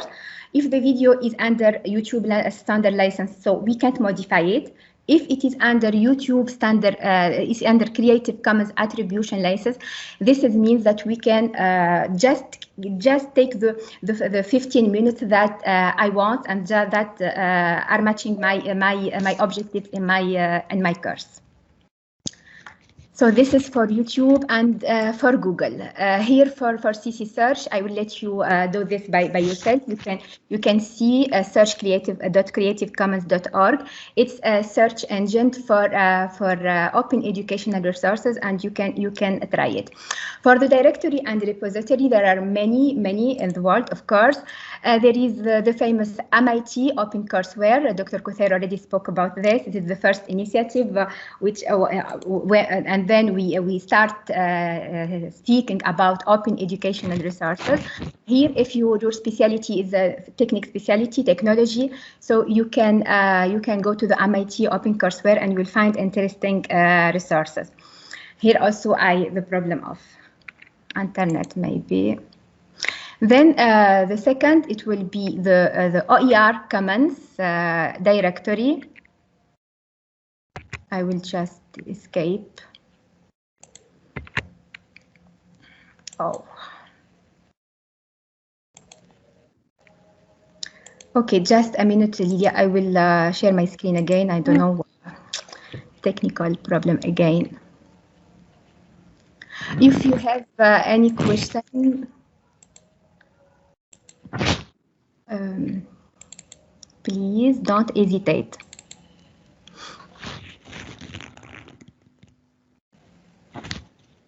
Okay, I'm now in this slide.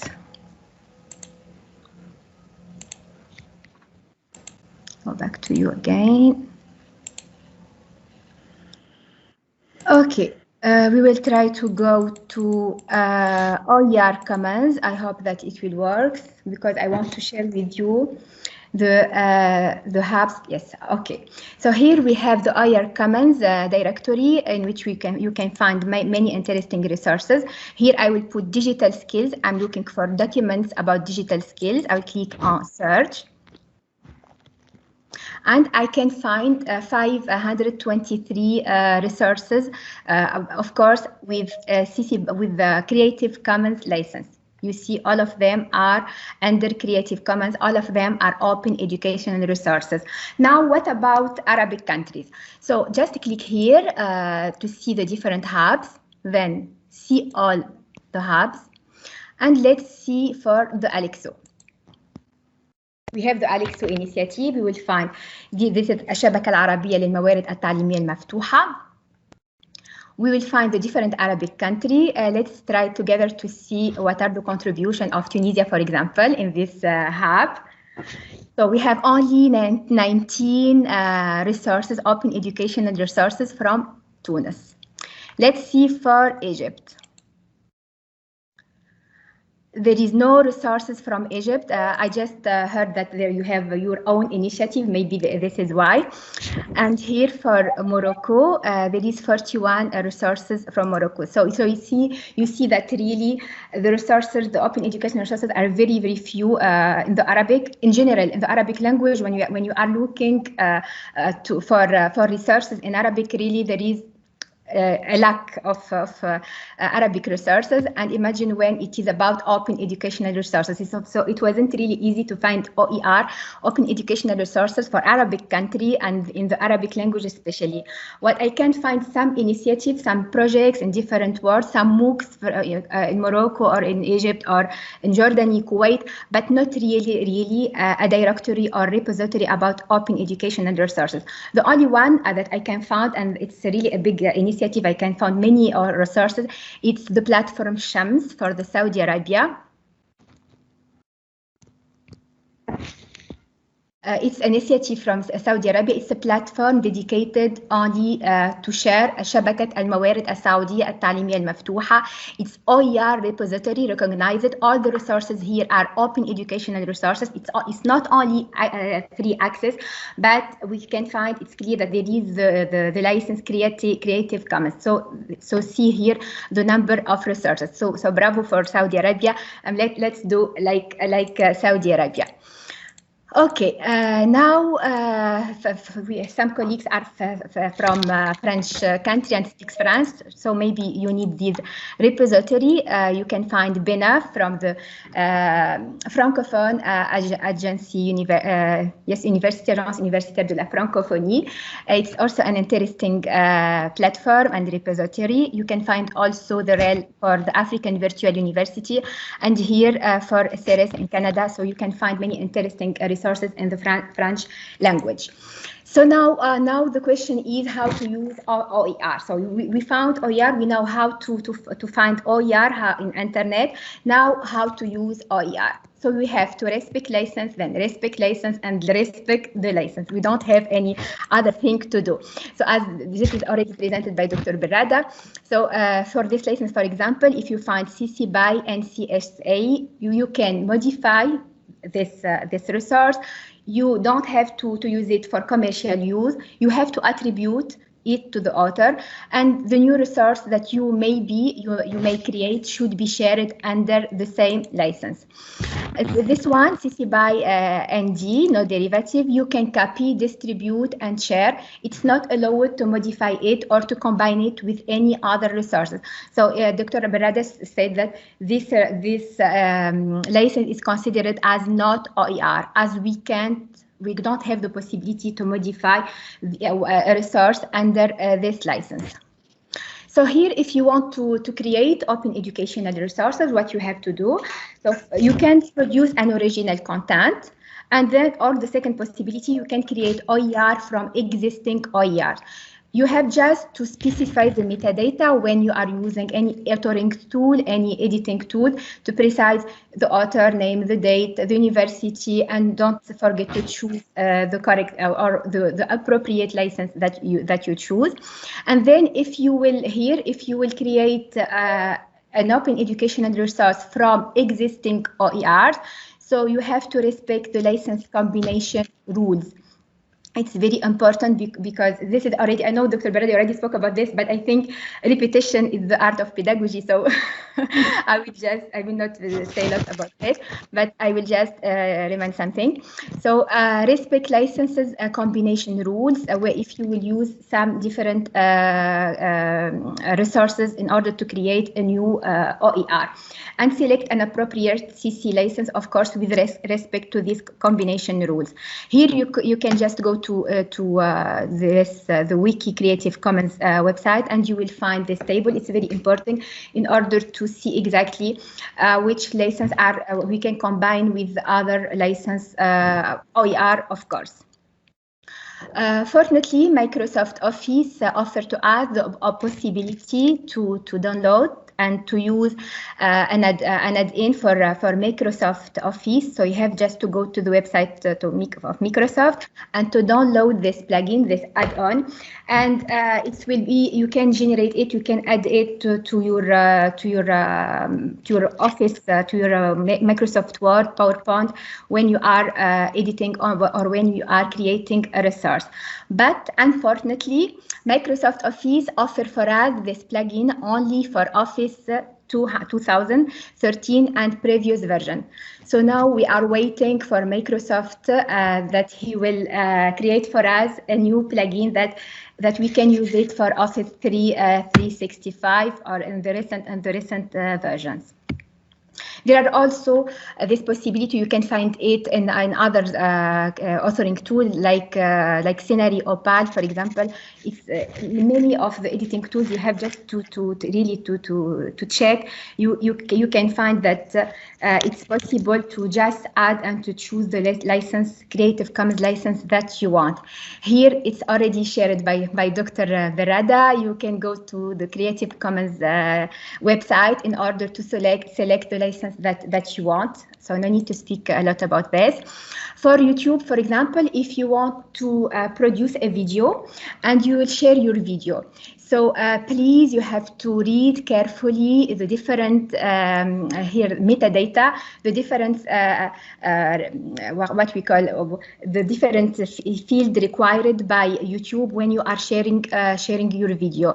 You will find, for example, in video details, you have to click on it, and you will find that you have the possibility to choose from standard YouTube license or Creative Commons license, which is attribution. So if you will not do anything for YouTube, it will be automatically standard YouTube license. So this is why you have to read carefully all this information.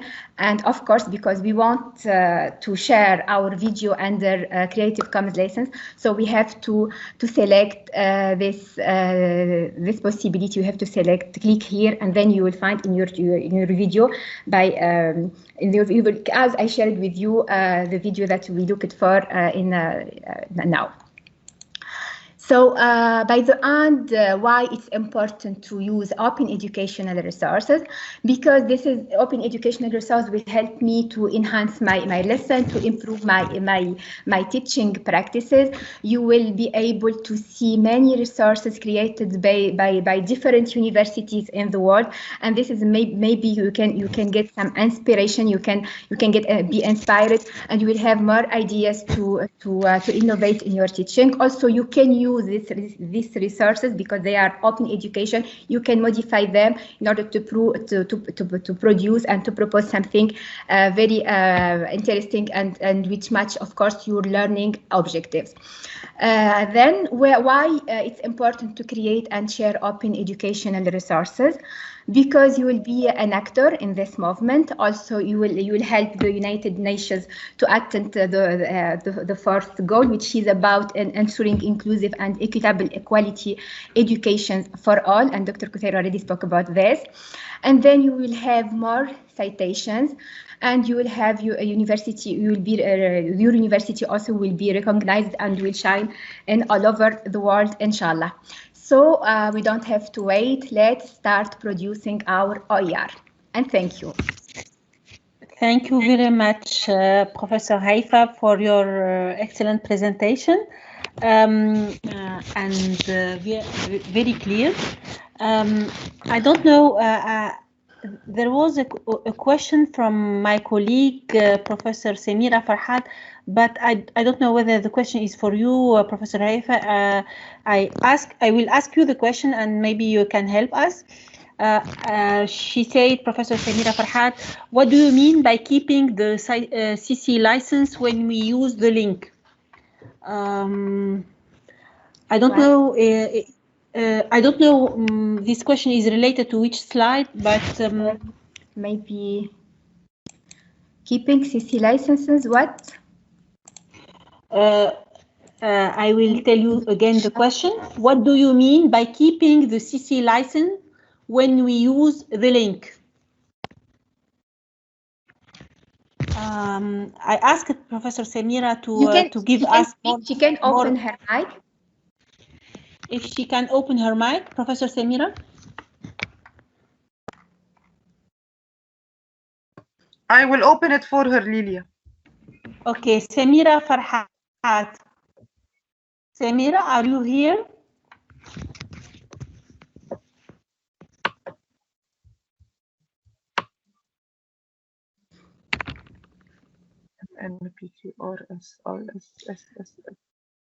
Samira, I cannot find Samira. Only Sahar and Saeed. She's disconnected, maybe. She's disconnected now. I understand the question, Lilia. I think she's if we use the link of a video, we do not have to use the license. Okay, we can share a link of any video, and then Yes. everything is attributed to the person who created the thing. Yes. Yes, we can. Yes, we don't have any problem. We can share the video if it is under YouTube standard license or under Creative Commons attribution license. For YouTube standard license, we can share the video. We can also put it in our learning management system, no problem, but we can't modify it. So the difference here between Creative Commons license for videos and YouTube standard license is when we found in YouTube a video where we can find Creative Commons license. This means we can modify the video. It's allowed. This is what it means. Yeah. Yes, Dr. Samira is writing. That means we write the link. We refer to the writer. No, do not refer to anybody. Just share the link. Just share the link. Correct, Haifa? She is speaking the citation. When she will she will cite or when she will attribute a work to the author. Maybe she's speaking about citations. Okay. If you want to do it in an appropriate way, you have to put the author. The regular is author, then the title, then the license, then the source. There is some maybe يمكن أحكي بالعربي. I think it's better. There is some يعني في قواعد للcitation يعني. It's better if you want to do it in an appropriate way to put the name of the author, the title, the license, and then link of the source. But if you do a presentation and in not really a very formal way, it's okay. You can just put here. Sometimes I put the link. Sometimes I put. But you have to cite the author. Always here. Here. For example, I put it that it's from Wiki, and I put it that it's CC BY. I indicated the license, but it's not very appropriate.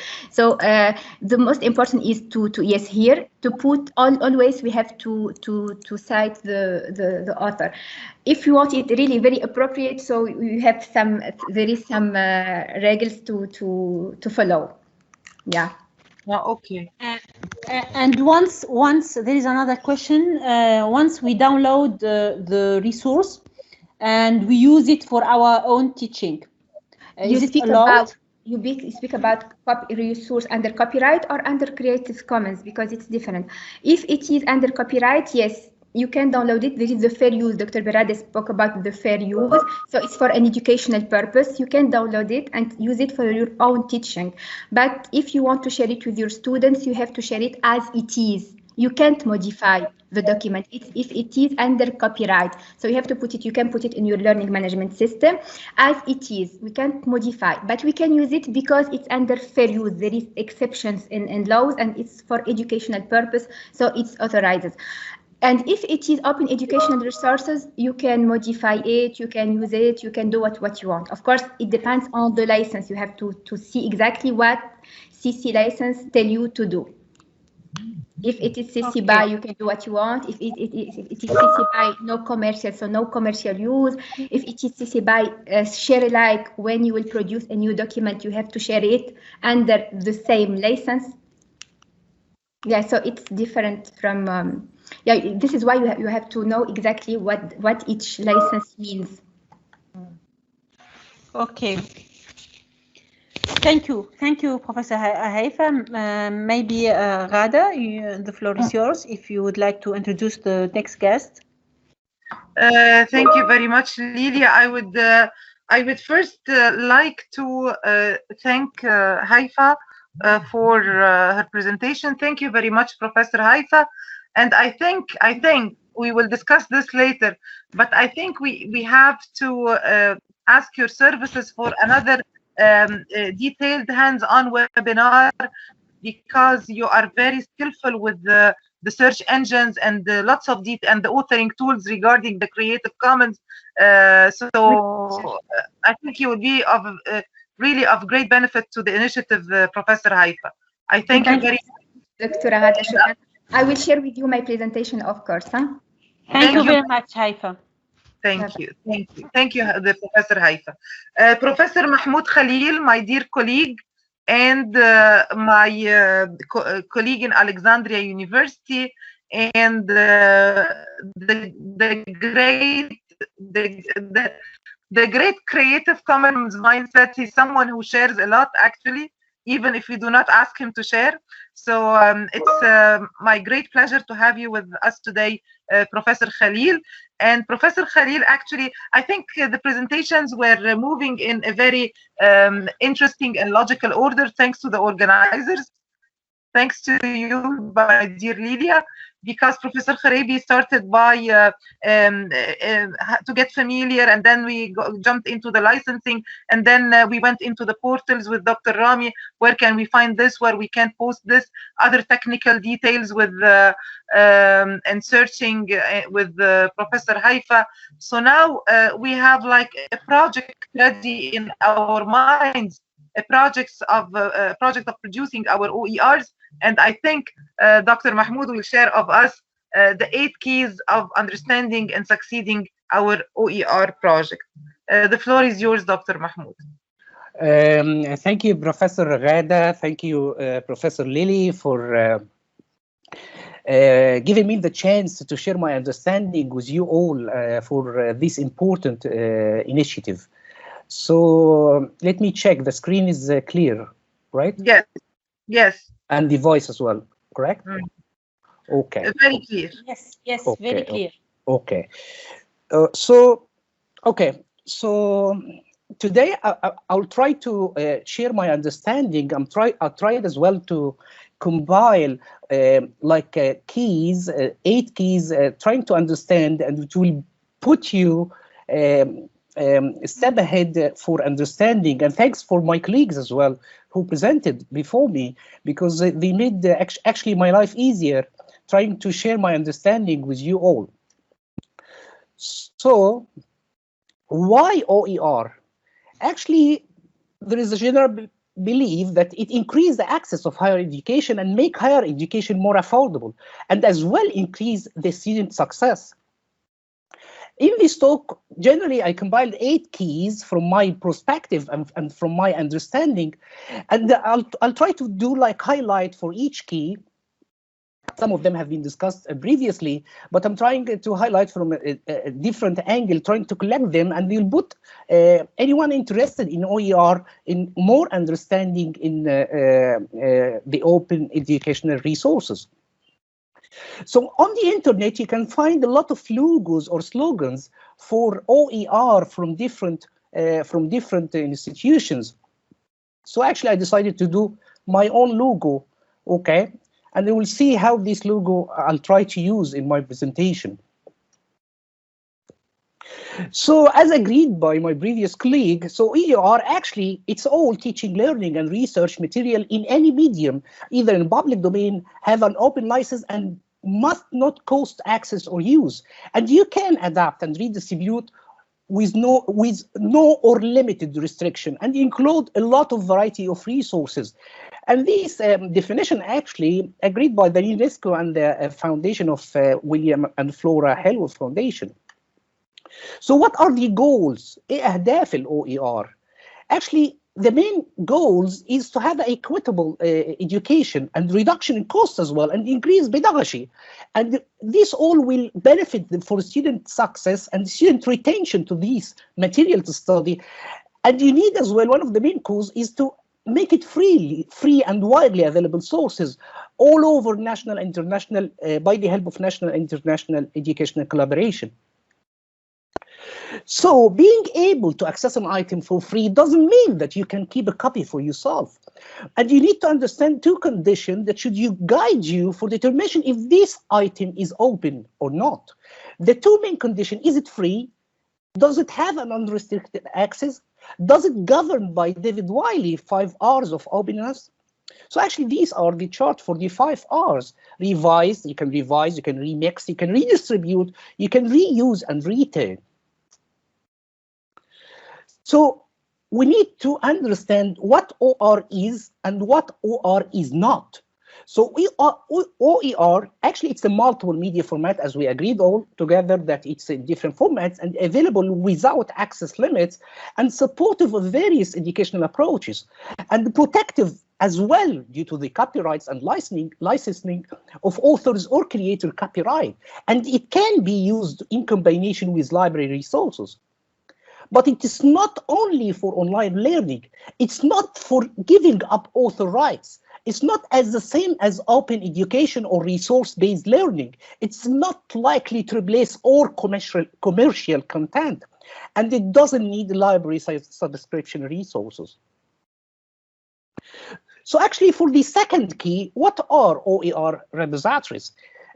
As my colleague said, it's a collection of open resources that is shareable at all educational level, and it's designed by teams, either faculty, instructors, librarians, and other experts from all around the world. So it's a very good chance to make use of these resources in educational and learning materials.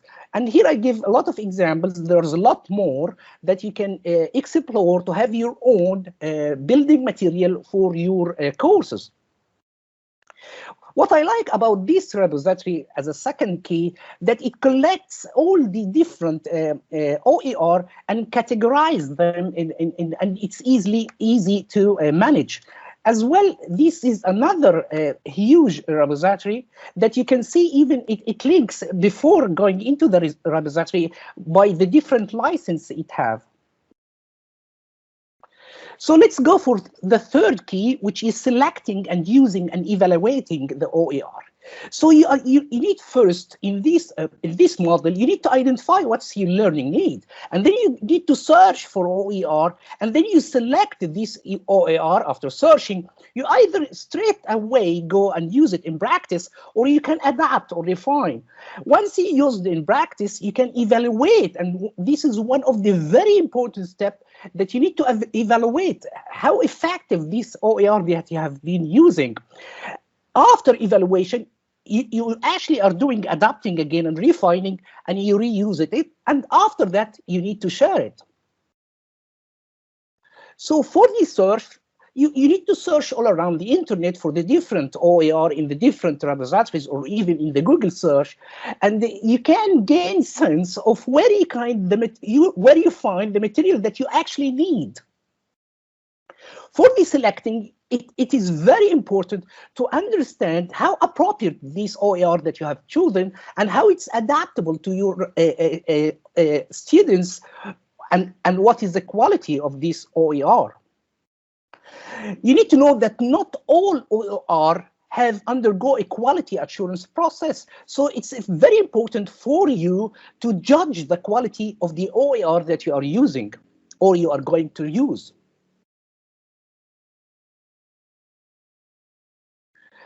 For evaluation, one of the very important steps after selecting the OER, you need to judge how well these open educational resources meets your learning needs. And you need to assess 3 criteria: the quality, the accessibility, how it's accessible, and its copyright. So you need to consider some of the questions like, who is the target audience of for that OER? What do you want actually your learners to learn? What are the learning outcomes? And are these learning outcomes relevant to your learners? Is the language as well appropriate for your learners?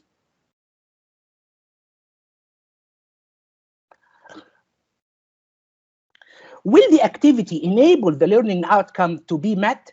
What changes might you need to make? يبقى لازم ان انت تسأل نفسك الأسئلة دي قبل ما تقرر او بعد ما قررت اختيار الاو اي ار اللي انت عايزه. لازم تعمل evaluating للكلام ده كله. Actually, there is a lot of OER evaluation tools and resources that you can make use of it to evaluate how this OER suits. And you can see here, there is a lot of links over the internet. You can just Google it and you'll find it. There is a lot of tools that you can use to evaluate the OER that you have decided to use for your students or in the academia.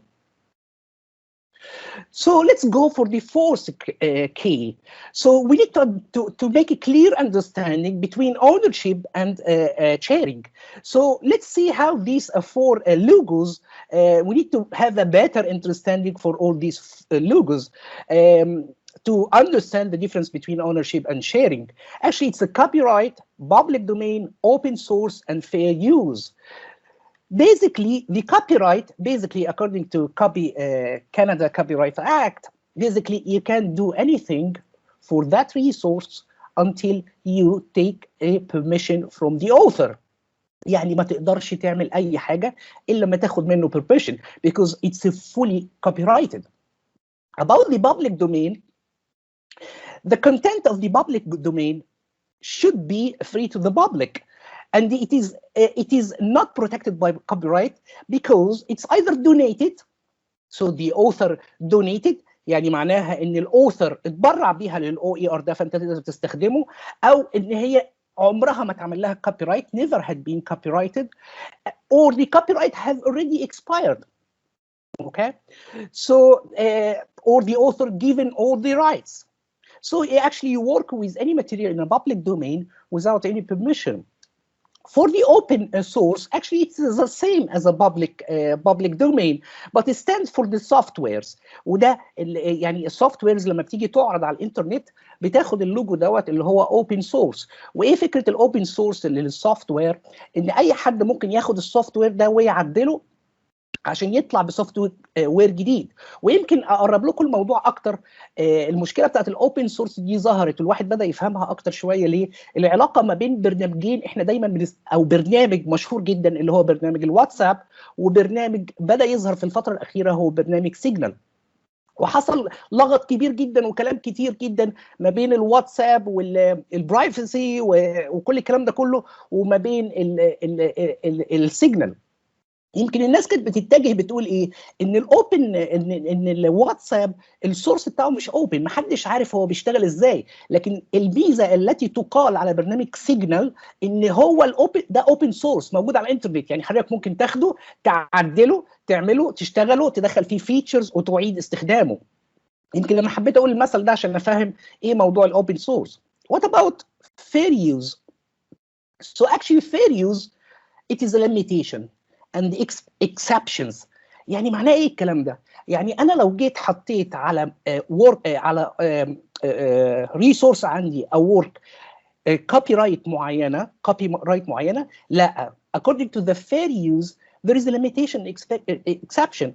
I can use this protected material for purposes like research, education, criticism, review. Okay, that's a fair use. So we need to understand some quotes that OER are not open source and in the public domain and free to use. OER are not all right reserved، يعني مش محمية بالكامل وانت ما تقدرش حضرتك تستخدمها. OER do not rely on fair dealing، لا لان انت already بتستخدمها. OER are openly licensed with some rights reserved. والrights to openness ده are given by the author to the author based on the wishes of the author. So you can see here this chart actually describe how the two extremes between the public domain, which is the mostly open and you can use all the material and the copyright ownership is waived, and the author already is saying it's no more mine. You don't have to even mention my name in some in the extreme most open resources, to the other extreme end, which all right reserved. Actually can't do anything. ما تقدرش تعمل اي حاجه لان كل حقوق الملكيه كلها لسه مملوكه للاوثر اللي عمل الكلام ده، ولو عايز تعمل اي حاجه لازم تاخد permission منه. What about the fifth key? How to publish an open resources? For a work to be considered as an OER, it is necessary. لازم عشان اعتبره OER لازم اعمل له distribute online. لازم اسمح permit users to retain, use, revise, remix, retweak and redistribute the source. And انت هتلاقي كتير جدا many platforms are available to distribute your OER online. من اشهرهم الثلاثه الاو اي ار دول اللي هو او اي ار كومنز ميرلوت and Gatebug. So you can see here this snapshot of the OER commons, and they provide a powerful editing tool. And as well, this is a Merlot OER, and it provides as well content builder, so you can build your content over this OER. But as you all know from this initiative, we are aiming to have our own OER, our own resources on the internet. So let's see this key. I consider it very important because this key number 6, because it is indicator of your OER. So you need to understand you can do an OER, but how you evaluate if this OER have an impact. له تأثير. ازاي تعرف ان ال OER ده له تأثير؟ There is a lot of indicator. I try to grasp some of them, but there are more indicators أكتر من كده بكتير. You can see that the number of the downloads, a lot of things, the peer review, the student surveys, even a thank you card from your students. ممكن الاو اي ار ده يخليك تتعرف على ناس مهمين يخدموا القضيه نفسها ويبدا توسيع للاو اي ار. الفاكولتي اوورد، كل الانديكيتورز دي بتقيس الاو اي ار اللي انت عملته او اللي انت انشاته او اللي ساعدت في تكوينه، هل له تاثير فعلا؟ هل هو شغال فعلا؟ هل الناس لو انت حاطط كورسز عليه، هل الناس بتقدر تعمل انرولمنت؟ هل بتسجل في الكورس؟ طب لو هي عملت انرولمنت هل بتخلص الكورس ولا بتزهق من الكورس؟ ده كلام مهم. انا ممكن اخش الكورس في او اي ار معين وجميل وكل حاجه، لكن الاقي الكورس ممل فبطل. فدي من بعض الانديكيشنز المهمه جدا اللي لازم تراعى. ومن الحاجات المهمه كمان البوليسي ميكرز منشنز، يعني هل البوليسي ميكر بتاعت الاديوكيشن اهتموا بالاي او ار اللي اتعمل ده؟ هل عملوا له ديسيمينيشن اوفر ذا ميديا؟ ده كي مهم اللي هو الانديكيتورز. نيجي نتكلم على الكي السابع اللي هو understanding creative commons. طبعا زمايلنا اللي قبليه اتكلموا على الكرييتيف كومنز. انا بس حابب اوري الكرييتيف كومنز بطريقه ثانيه، بطريقه يعني ريبريزنتيف شويه. عموما الكرييتيف كومنز زي ما احنا عرفنا هي الكومنز اللي عاده بتستخدم مع الاو اي ار، وهي اتعملت اصلا ليه؟ اتعملت علشان تخلي الاوثرز يقدروا يعملوا شيرنج للماتيريال بتاعتها. بتقول هذه القاعده بتاعتها ايه؟ ان الكوبي رايت هي ستيل اوند باي ذا اوثر، هو لسه بتاعت الاوثر، لكن انت ممكن تستخدمها حسب القواعد اللي هنشوفها ببعض الريستريكشن. وطبعا زي ما شفنا وزي ما اتقال قبل كده there are 4 key license elements: share alike, attribution, no derivative works, non commercial. ويمكن الموست كونفيوزنج منهم او اكتر حاجه بتعمل لخبطه في الاربعه دول هي الشير لايك. لان الناس بتتخيل لو هي مش مستوعبه شويه الكرييتيف كومنز لايسنس اليمنتس، الشير لايك الناس فاكره ان هو ما تقدرش تغير في الريسورس، يعني تاخد الريسورس تحطه زي كده بترجمه كلمه الشير لايك. بس اكشلي الشير لايك هم قصدهم بيها ايه؟ ان انت لازم حضرتك تستخدم نفس اللايسنس اللي الاوثر او الكرييتور بتاع الريسورس ده او الورك ده استخدمها.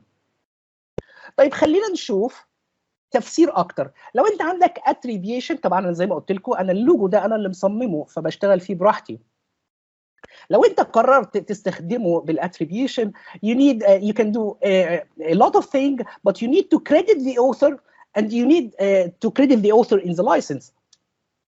while for the non-commercial افرض حضرتك خدت اللوجو بتاعي اللي انا عملته وحطيته على علم وعايز تروج ليه، العلم ده حضرتك ممكن تروج ليه براحتك وتمشي بيه زي ما انت زي اي حته انت عايزها وتروح اي مكان طول ما انت ما بتبيعوش. فانت ممكن تعمل له شير وكل حاجه بس نون كوميرشلي. وات اباوت نو ديريفيتيف؟ زي ما انتم شايفين، انتوا شايفين قدامي هنا نسختين من الاو اي ار اللي انا صممته، واحد ملعوب فيه شويه معمول فيه شكل اخر. لا حضرتك ما تقدرش تعمل دوت. حضرتك لو استخدمت هذا اللوجو لو هي اللايسنس عليها نو ديريفيتيفز يبقى ده معناها حضرتك ما تقدر، انت لازم تستخدمه زي ما هو بالظبط، ما تقدرش تغير فيه حاجه. وات اباوت شير لايك؟ بمنتهى البساطه شير لايك ان لو اللايسنس موجود عليه هذا اللوجو بهذا المنظر، حضرتك لما تستخدمه لازم تستخدم نفس اللايسنس اللي كانت موجوده على الاوريجينال ريسورس او الاوريجينال وورك. الكومباينيشن بتاع الفور اليمنت دي زي ما زمايلي قالوا تفضلوا وقالوا بيدينا ال 6 سي سي لايسنس اللي موجودين قدامنا. برضو هحاول اقرب موضوع ال 6 سي سي لايسنس دول بفيجرز.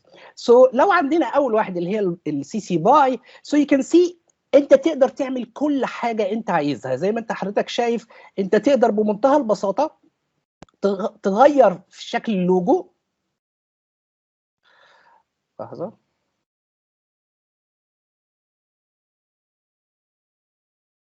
انت تقدر بمنتهى البساطه، بس هجيب مونيتور. انت تقدر بمنتهى البساطه تغير في شكل اللوجو زي ما انت عايز، وتقدر تعمل لهم شير للي حضرتك عايزه، بس you need to credit the author and this is the most relaxing license.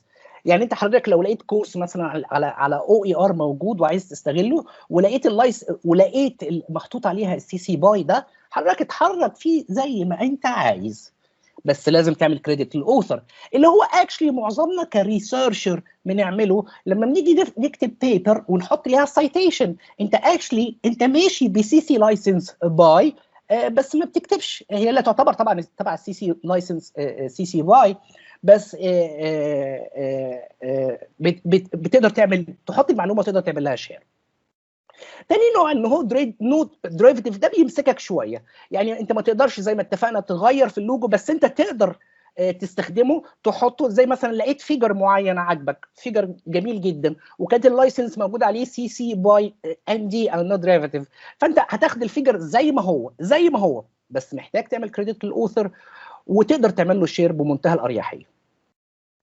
جينا النون كوميرشال، بتقدر اللي هي بتزيد علينا شير لايك النون كوميرشال، تقدر تغير في اللوجو زي ما حضرتك عايز، تقدر تعمل له شير للي حضرتك عايزه، لكن ما تقدرش تستفيد منه ماديا، لازم تعمل كريدت. والاهم بقى من الكلام ده وده اللي بيحققه الشير لايك، ان انت لازم تستخدم نفس اللايسنس اللي كانت محطوطه على الاوريجينال سورس.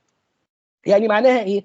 لو حضرتك غيرت اللوجو بالمنظر اللي موجود قدامكم ده، انت لازم برضو لازم يكون انكوبريتد باللايسنس ديت.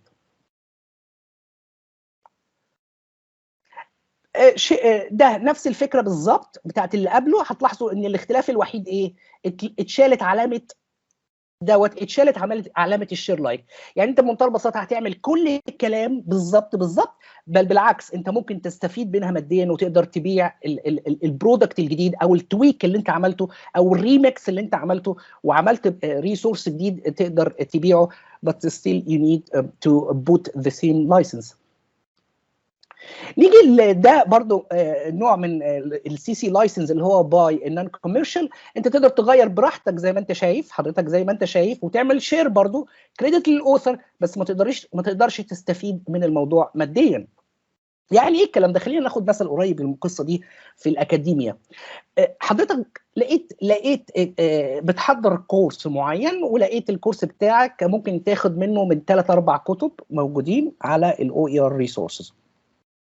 لازم تبص على السي سي لايسنس بتاعت دول، لان انت ممكن تصنع الكتاب بتاعك، تصنع الهاند اوتس بتاعتك وتبدا تديها للطلاب. النقطه الكريتيكال قوي هنا ايه بقى؟ ان اللايسنس لو انت واخد الكتاب وكان محطوط عليه اللايسنس بهذه الطريقه، يعني بيديك القدره ان انت تعمل ريميكس وتويك وتشينج وادابت وريفاين وكل الكلام ده كله. جيت حضرتك عملت كتاب من 3 كتب عندهم هذه اللايسنس، حضرتك ما تقدرش تبيعه للطلبه لان كانت اللايسنس الاساسيه بتاعته نون كوميرشال. حضرتك تديه للطلبه فري، اتس اوكي، ما فيش مشكله. فبالتالي المنظر اللي قدامنا اصبح ده اللي لازم في اللايسنس دي لازم تكون هي دي بس اللي تستخدمها. ما تقدرش تستخدم اللي هي السي سي باي نون كوميرشال اند نوت ديريفيتيف، وما تقدرش تستخدم اي فاريشن من الاوريجينال وورك او من الريسورس الاساسي. تقدر تعمل شيرنج ما فيش مشكله، بس ما تقدرش تستفيد ماديا ولازم تعمل كريدت للاوثر. خلينا نفهم بعد ما شفنا ال 6 different license, you need to understand 2 other elements, which is a public zero, CC0 and the public domain. Actually, the difference is subtle. So you can see that the first one the public domain, actually the copyright have been expired and the work اي حد يقدر يستخدمه. اما لو لقيت حضرتك حاجه عليها هي still within the public domain، اللوجو ده معناها ان CC0 ده بتساعد ان اي حاجه في الكلام ده انت بتاخد تشتغل بالكلام ده على طول، وعندك ضمنيا موافقه من الاوثر. الفيجر ده هنلاقي ان بعض زمايلنا عرضوه، عشان كده هجري عليه بسرعه. You can see how the different CC license relate to the OER, and you can see that you are most freedom to use the resource once you go up, while the least freedom, and actually the last two of the CC license are not considered an OER, because once the resource you can't rechange or remix and you take it as it is, it sometimes it will not help a lot in the OER concept. هنلاقي هنا ان كتير جدا من الويب سايت اوريدي بينكوبريت اللايسنس بتاعتها، وكتير منا بيخش، لو الناس اللي في الاكاديميا بيخشوا يجيبوا ريسيرشز وبيجيبوا ارتكلز من على الانترنت، لازم تبص على الويب سايت اللي عارض هذه الارتكل، هتلاقي كتير منهم حاطين انواع اللايسنس زي ما هي دي باينه، دي جايه من جورنال عارضه الابحاث بتاعتها. حتى اللايسنس دي معناها ايه؟ CC باي، يعني حضرتك ممكن تاخدها تعمل لها ديستريبيوشن، تاخد منها معلومه تحطها، بس you need to cite the author او you need to credit the author. فدايما بص على اي ويب سايت، على اي ريسورس، على اي حاجه هتستخدمها من الانترنت، لازم تبص هي اللايسنس بتاعتها ايه هي. ويمكن من اشهر اللايسنس اللي بتستخدم في الويكيبيديا، هتلاقي ان كل صفحه ويكيبيديا عليها لايسنس موجوده في اخر الصفحه. في الكي الاخير هنا برضو زمايلنا اتكلموا عليه، فانا هجري عليه بسرعه، وبنشوف ازاي تو تشوز ا لايسنس. طبعا زمايلي هنا الدكاتره ماي كوليجز، يعني انا اتشرفت وفعلا اعجبت جدا بالبرزنتيشنز، فدي مش هاخد دي، انا هنا مجرد مبين سناب شوتس ولخصت الموضوع بتاع هاو تو اوبتين اللايسنس ان 5 ستيبس. بتروح على الويب سايت، بتختار اللايسنس، بتبدا تخش على حسب الاوبشنز اللي حضرتك تختارها هنا، بيحصل تباديل وتوافيق على الكومباينيشن بتاعت اللايسنس بتاعتك. بيطلع لك لو انت عايز تفهم اي حاجه هتلاقي فيه علامه استفهام موجوده هنا عشان تشرح لك اللايسنس ده. الجميل بعد كده ان بتكتب لك اللايسنس، حضرتك ممكن تاخد كوبي للكلام ده بمنتهى البساطه وتحطه على الريسورس بتاعك. حضرتك عايز تزود مور ديتيلز تقدر تكتبها هنا وتحطها على الريسورس. مهم قوي نبقى فاهمين ايه كمان، ان اللايسنس عشان تبقى valid لازم تبقى consist of 3 sections: the title of the work، الريسورس، الاوثر اللي عمله، ونوع اللايسنس اللي انت جبتها، سواء كانت CC باي شير لايك وات ايفر. فهم دول الثلاثه sections for a complete license. فعشان كده هتلاقيني لما انا اوريدي دخلت وعملت لايسنسز للوجو بتاعي على OER، فده المفروض اللي شكله يبان قدامنا. وليه الميزه للكلام ده كله؟ لان لازم اللايسنس وانت تعمل لها انكوبريشن في الريسورس بتاعك لازم تكون لينكد للحاجات دي كلها. فلما بتدوس على اللايسنس بيبدا يطلع لك شرح انت ايه اللي المفروض، انت ايه اللي مقبول تعمله وايه اللي مش مقبول تعمله في الورك اللي انت هتاخده من OER دوت. هيقول لك الاليمنتس اللي موجوده، هيقول لك under these following term انت مش هتعمل نون كوميرشال. يعني هي الفكره انا اخترت نوع اللايسنس ده للوجو دوت ليه؟ يبقى معناها ان حضرتك ممكن تغيره، تاخده تغير شكله، تعمل اللي انت حضرتك عايزه، كل الكلام ده. بس non commercially we need to share the same license that I already choose. ويمكن هنشوف في الفيديو الدقيقتين دول بسرعه ازاي انا عملت الكلام ده. اكشلي ده انا اللي عامل الكلام دوت. فحضرتك بمنتهى البساطه بتخش على التشوزر. دول اخر دقيقتين يا دكتور محمود. خلاص تمام.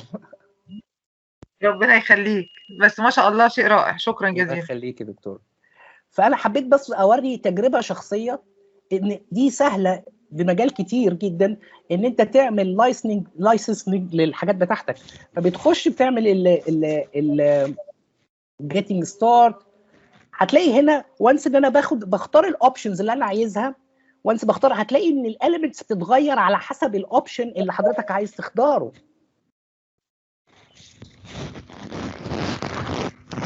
طبعا بتختار اوبشن ان هو نون كوميرشال، فبالتالي بيظهر لك الاليمنت بتاع نون كوميرشال.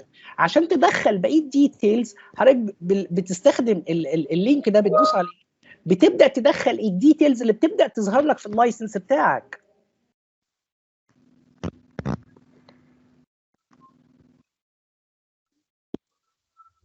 زي ما اتفقنا في 3 سكشنز لللايسنس: اسم الورك، مين الكريتد، واتعملت ايه، والسورس لازم تحط السورس بتاعك.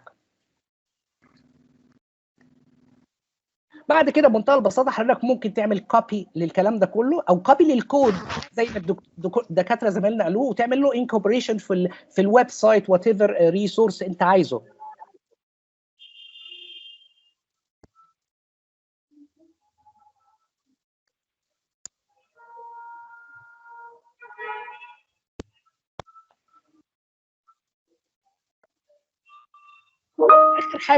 اخر حاجه عايز اقولها ايه هي الكونديشن اللي لازم تفكر فيها قبل ما تبدا تفكر ان انت عايز تاخد لايسنس لشغلك ولا لا. مش اي حاجه ينفع يتاخد لها اللايسنس.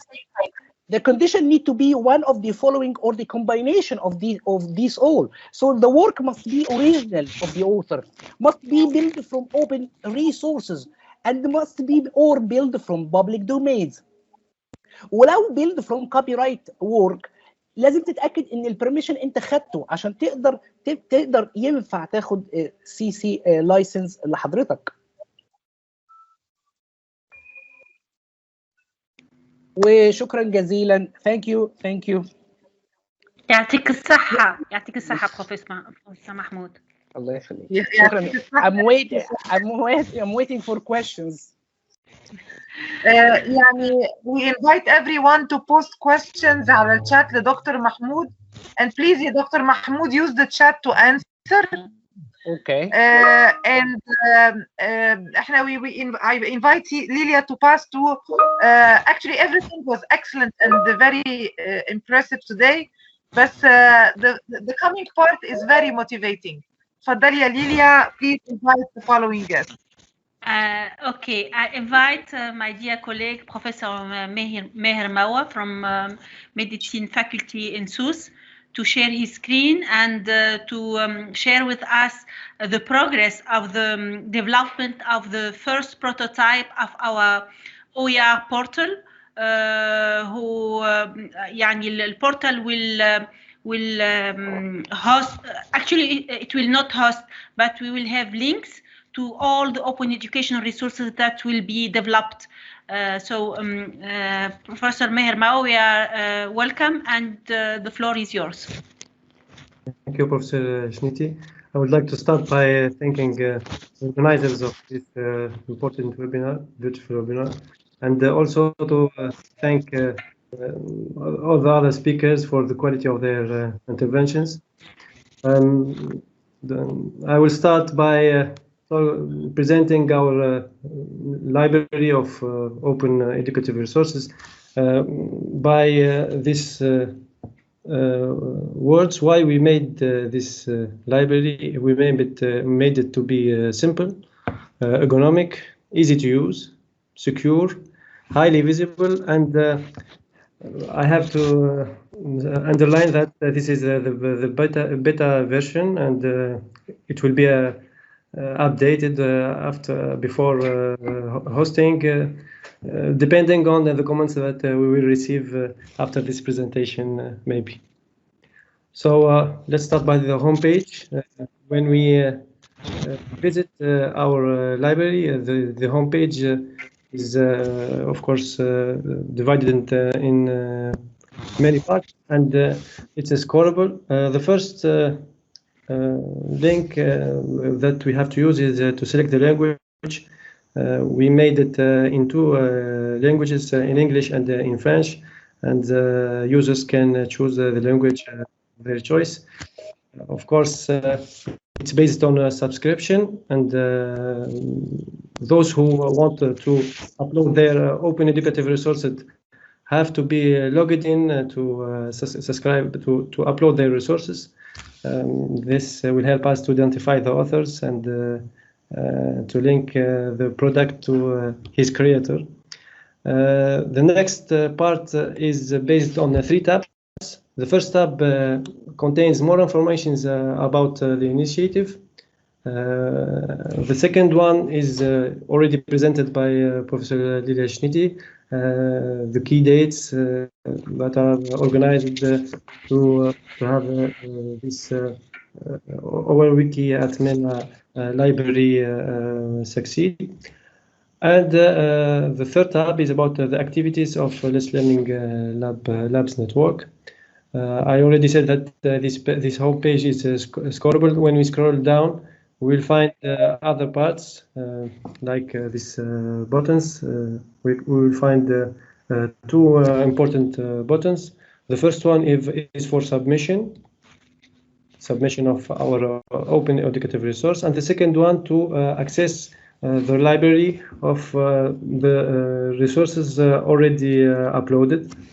And when we submit and we are not already logged in, we will receive this message, so asking the users to identify themselves and to subscribe in the site.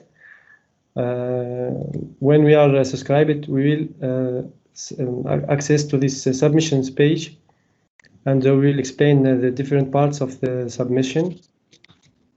The first field is the field where we will put the link or the URL to the open educative resource.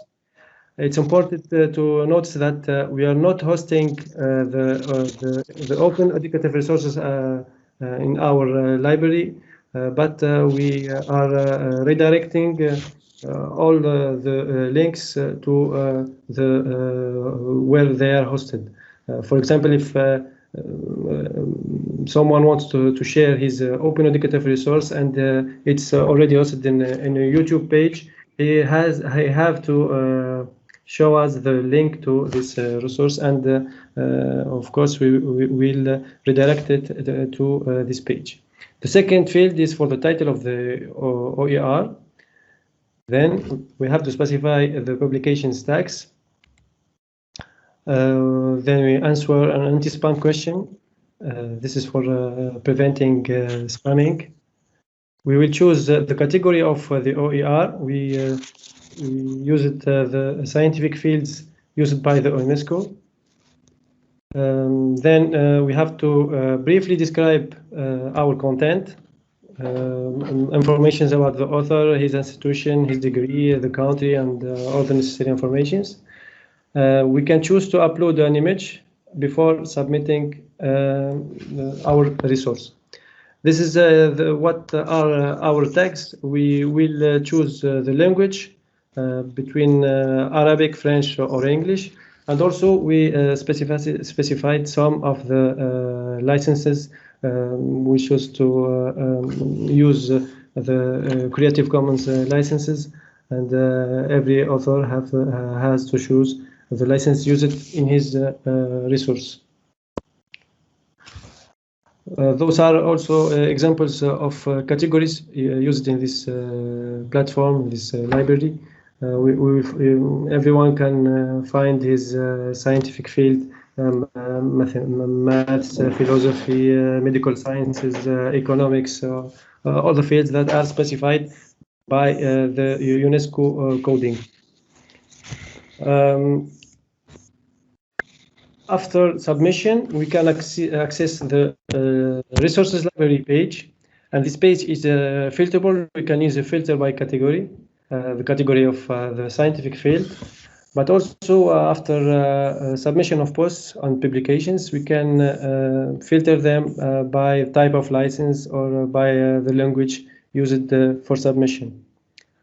To make it clearer, we have made a video of a few minutes to represent a real submission tentative, and we invite you to watch it for the 3 next minutes.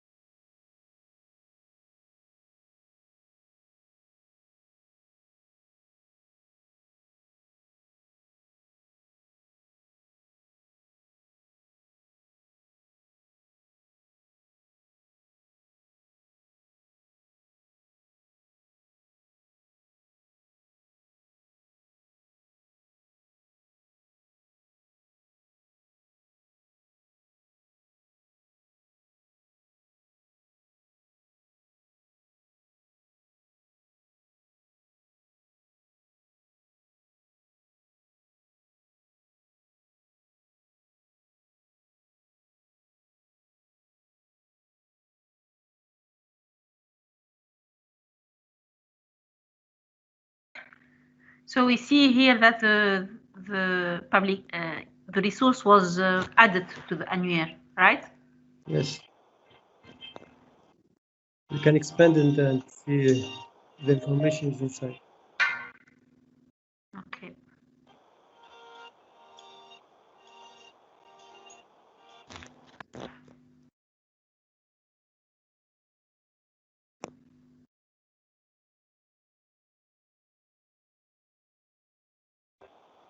And this part is just to show that we are using the URL to be redirected to the hosting page. Okay.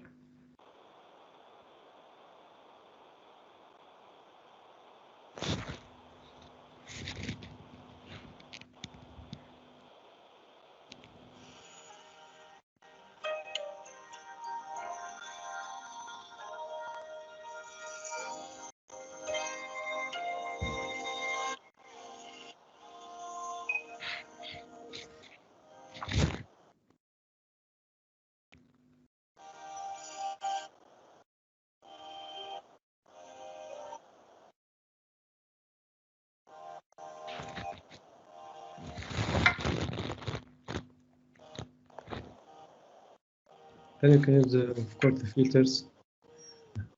We are inviting everybody to submit their open educative resources. And thank you. Thank you very much, Professor Meher, for this nice work and for your group work with together with my two colleagues and friends, Zohra and Wasim.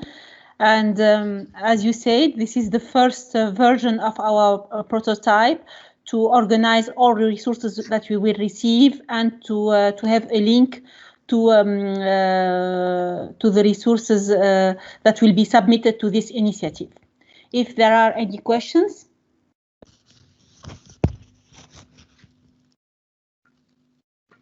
Are there any questions?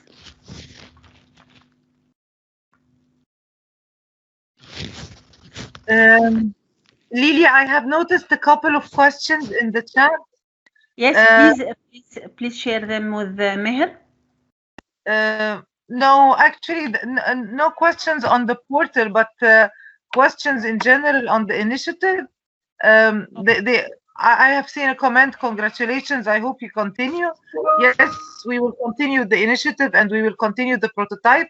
Maybe you have noticed the prototype is very catchy, and it shows a thumbnail of the resource like you watch on Netflix, and it's really simple but catchy. So we hope to see all your resources all on it. The common question is, are we receiving a certificate? And the question is no, not for now. When actually this is a complete initiative. This is not a webinar. We are launching an initiative today. And when you get all, but today you had an educational content that it's really good, and awareness of important concepts on the OERs. So when we continue the initiative and when you finish by submitting your resource, you will get certificates on all, on this webinar, on the webinars that we will do in the coming months, and a recognition for your contribution to the portal.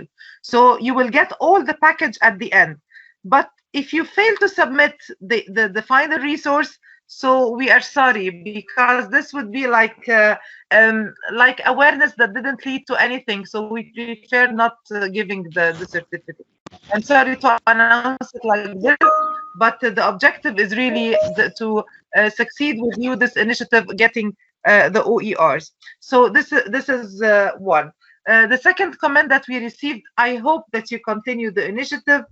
Bravo, merci beaucoup, Maghut Kibir. Yes, that's good. Actually, you can continue. Is there a certificate? I answered to this. There is no certificate unless we continue the initiative, and no certificates of attendance now. But if we continue the initiative, you will get a certificate of attendance at the end. No certificates at all now.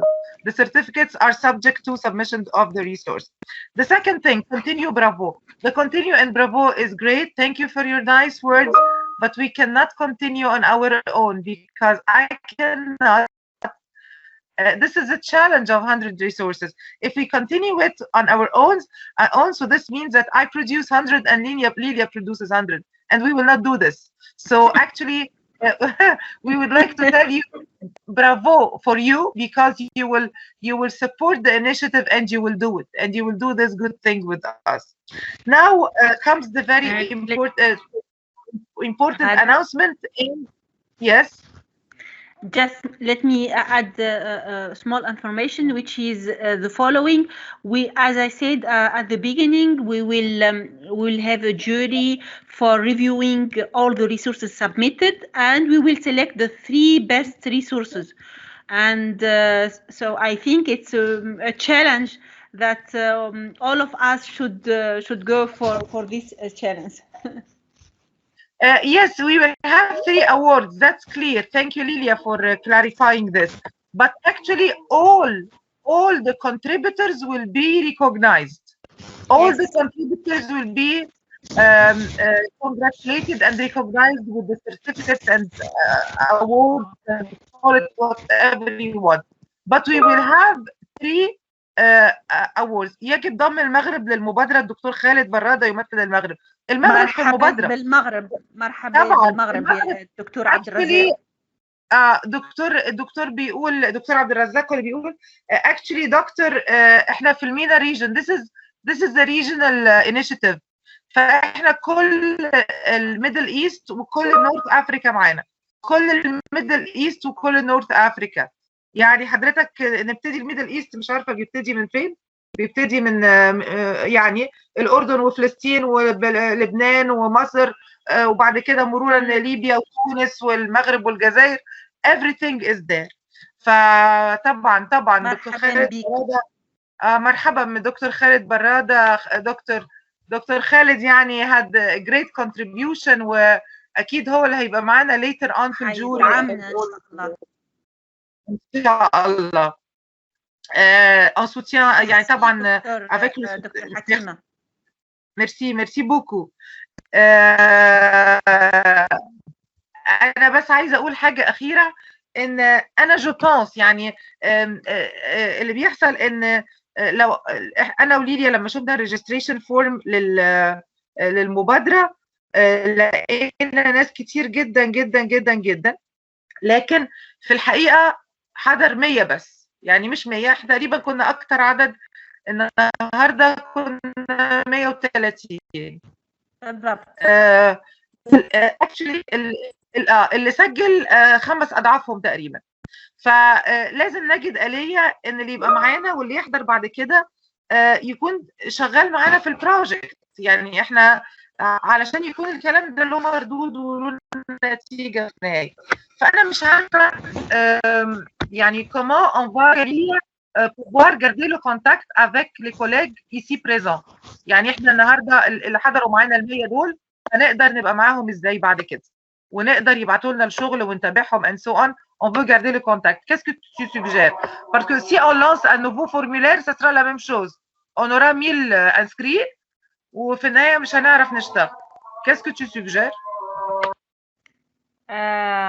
Moi, je pense qu'on va mettre un deuxième formulaire beaucoup plus précis maintenant, avant la soumission directement sur le portail, où on va clairement décrire la ressource et décrire si on a besoin d'être accompagné, de manière à restreindre la liste, à confirmer la participation.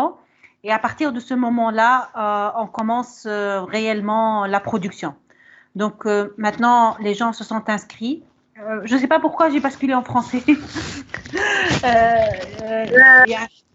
Parce que tu m'as posé la question en français. tu peux l'expliquer si tu veux en une autre langue. Mais en tout cas, on passe à une deuxième étape pour restreindre la liste. C'est ce que je voulais dire. ليليا بتقول ان احنا هنبعت على الريونيون ده، على الميتنج ده. كل حضراتكم دلوقتي دخلتوا الميتنج، فاحنا هنحط على الشات بتاع الميتنج، اكيد هيجيلكم نوتيفيكيشن لما هنحط على الشات بتاع الميتنج. هنسيب الميتنج مفتوح وهنحط على الشات فورمولار جديده. الفورمولار الجديده دي هنطلب من حضراتكم ان انتوا تسجلوا اسمائكم كلكم فيها، وهنكتب فيها clearly if you are not producing a resource do not register. يعني احنا عايزين فقط اللي هيعملوا production للريسورس. اوكي. وبالتالي هنقدر نتواصل مع حضراتكم اوفر ميلينج ليست، نقدر ايفن حتى يكون في جروب تيمز، على التيم ده نقدر نتقابل دايما ونشوف احتياجاتكم ونشوف يعني نقدر نتابعكم ازاي في المشروع بتاعكم. يعني مش معنى كده ان مفيش حد تاني يقدر يشارك، لكن اللي تعرفوه عايز يشارك كله هيكون من خلال اللينك ده بتاع التيمز، otherwise مش هنبقى وصلنا لحاجه. كما قلنا من بكري لو في يعني necessity باش نعمل ورشه على الاوبن education resources او على الفيديو برودكشن، ممكن يعني نتواصل، وان ممكن نعمل organization of workshop اللي يساعدكم في البرودكشن of your resources. اوكي تمام. كان في عندنا 2 raised hands يا ليليا، لو تسمحي لي نسمعهم. اتفضل. في حد دكتور علي مش عارفه من فين، وكانت في الدكتوره فايزه الدلال من مصر. دكتوره فايزه هحاول اوصل لك على الشات اعملك بريزنتر.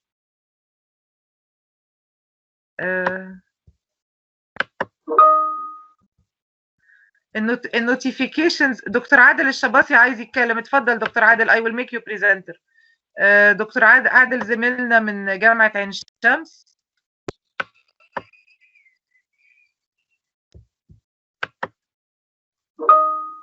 Faculty of Engineering. دكتور عادل you can speak now. اتفضل حضرتك. السلام عليكم جميعا، وبشكركم وبشكر كل المتحدثين. لكن هو لسبب ما أنا حاسس إن الإنترنت النهاردة ضعيفة، والصوت كان بيقطع كتير، كان في شوشرة. أنا يعني فعلا ما قدرتش أتابع كل الريبريزنتر كلهم بجودة عالية. ده ممكن يكون تكنيكال ايرور كده أو حاجة من الإنترنت وملناش تدخل فيها. لكن الحاجة اللي بصراحة أنا بعت في الشات روم، أنا كتبت قلت يا جماعة أنا ما بعرفش ولا كلمة فرنساوي، أنا دراستي لغة أولى إنجليزي والتاني ألماني. أوكي. حتى عملت الدكتوراه في ألمانيا، فأنا لما حد بيتكلم كلمة فرنساوي أنا بحس إن أنا يعني زي التعبير البلدي عندنا كده، أنا تايه في النص يعني. اتكلمي مع ألمانيا ليليا بقى، اتكلمي مع ممكن ألمانيا. اتكلم معاك ألماني لو عايز دكتور. اتكلم ألماني. That's good يعني. بس طبعا هنحرم الناس اللي هم اللغه بتاعت، واضح ان انتوا كلكم يعني ما شاء الله كده في الفرنساوي ممتازين، بس انا ما بعرفش فعلا ولا كلمه فرنساوي. حتى واحد مره صاحبي كان بعت في السعوديه بعت لي كلمه جمله كده في الجواب، رحت عملت زي الجماعه بتوعنا كده في الارياف، خدت الجواب ورحت لواحد تاني قلت له اقرا لي الجمله دي بالفرنساوي انا ما اعرفهاش يعني. فقال لي هو كان كاتب يعني جمله سيلا في، يعني هذه الحياه تقريبا ولا حاجه، ما اعرفش ده الترجمه مظبوطه ولا لا. طيب النقطه اللي بعد كده هو طبعا هنسيب يا دكتور الريسورسز البرزنتيشنز بالانجليزي يا دكتور، هنسيبها هنا على الشات وهنحطها على الصفحه بتاعتنا على الفيسبوك fb.me/adib.alexu، هحطها في الشات. يعني برضو بطمن على حضرتك ان الريسورسز الانجليزي هتكون موجود ان شاء الله. ده حاجه علشان الاستفاده للناس كلها، طبعا دي حاجه جميله يعني. اكيد. نقطه اخيره اللي هو احنا فعلا محتاجين الاقتراح الاخراني ده، اللي احنا يبقى فعلا في تواصل مع الزملاء والناس، ويوصل لهم يعني زي ما بنقول كده الاخبار، او يوصل لهم الدعوات بتاعه الحاجات الجديده. دي جميله. فاكتر حاجه منتشره دلوقتي هي الواتساب، فاذا كانت الارقام التليفونات متسجله والواتساب بتاع الناس موجود، يبقى دي برضو تبقى نقطه هتبقى ايجابيه لمعظم الناس. انا شخصيا مش مشترك في الفيسبوك، فلو رفعتوا حاجه على الفيسبوك انا هتقع مني. بس انا اشكركم جدا وبقول لكل زملاء كل سنه وانت طيب يا دكتور. احنا هنرفع فورم للتسجيل هنا يا دكتور عادل على التيم ده نفسه. هيجي لحضرتك نوتيفيكيشن بيه. يعني حضرتك وبعد كده حضرتك لما تملاه وتسيب رقم التليفون ممكن ليتر اون نخلق جروب في الواتساب مع مجموعه ال100 اللي هيطوروا الريسورس. تمام يا فندم، تمام. اشكركم جدا وفعلا كل سنه وانتم طيبين. وبمناسبه الايام يعني شهر رجب وبعدين شعبان، وان شاء الله كده يبقى فيه ايام جميله باذن الله. شكرا والسلام عليكم. ان شاء الله صحه جيده، وان شاء الله كل سنه وانتم طيبين ان شاء الله. وانتم كلكم طيبين يا فندم. دكتوره فايزه الدلال اتفضلي حضرتك. مساء الخير على حضراتكم. مساء الخير جدا فعلا على الموضوع الرائع. فعلا قوية جدا. كل الحاضرين بشكركم ومتحدثين طبعا. انا كنت فعلا مع دكتور غادة كانت بتسأل ايه الحاجة المقترحة اللي ممكن فعلا نتواصل عليها، فانا كنت رافعه دي عشان اقول ان احنا ممكن نعمل فعلا جروب على التيم. فعلا فكلنا نبقى فعلا موجودين، نقدر من وقت لتاني نتواصل مع حضراتكم عشان نقدر نرفع فعلا المادة العلمية بشكل افضل. ففعلا لقيت فعلا دكتور غادة قالت الفكرة بعديها، وقالت كمان واكدت الموضوع ده ان احنا فعلا عن طريق الفورم اللي احنا هنسجله كمان شويه. ففعلا بشكرك دكتور غاده، وهنقدر بالشكل نكون على تواصل يعني. شكرا وشكرا لمجهوداتكم. ميرسي دكتور غاده، ميرسي لحضراتكم جميعا. ميرسي دكتوره فايزه، عايزينك معانا في المبادره وعايزينك تطوري لنا موارد تعليميه فنون جميله بعد اذن حضرتك. طبعا يا فندم يشرفني كده، وان شاء الله انا في خطتي كده ومحضره زي ما قلت لحضرتك حاجات كده يعني اعتقد فعلا هتساعدنا كتير جدا في فنون جميله ومقررات فنون جميله والتحول الرقمي اللي بتشهده حاليا يعني. شكرا يا دكتور غاده، ميرسي لدعمك يا فندم.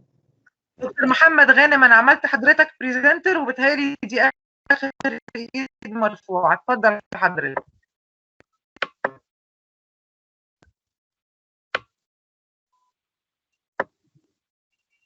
دكتور محمد غانم. حضراتكم جميعا مساء الخير. ايوه، انا دكتور محمد غانم، عميد كليه طب بيطري جامعه بنها. واشكركم شكرا جزيلا. انا متابع الميتنج على قد ما قدرت النهارده. شيء جميل جدا ورائع، ويعني انا عن نفسي استفدت جدا جدا. ونفسي يعني اقول ايه، يعني مصر والدول العربيه والاريا كلها في المينا يعني تدخل ويانا وتشوف مدى التقدم والتطور في نظام الاوبن سورسز للإديوكيشن. وانا بصراحه يعني يمكن عشان مسكت تعليم الكتروني قبل كده في الجامعه، مركز تعليم الكتروني، كنت الدكتور رامي اللي يعني تفضل النهارده وادى البرزنتيشن بتاعه. وعندي مقررات الكترونيه انا عملتها بنفسي من حوالي 10 12 سنه، ومقتنع جدا جدا بهذه الريسورسز. يعني اي بليف يعني النكست ايرا لازم تتغير.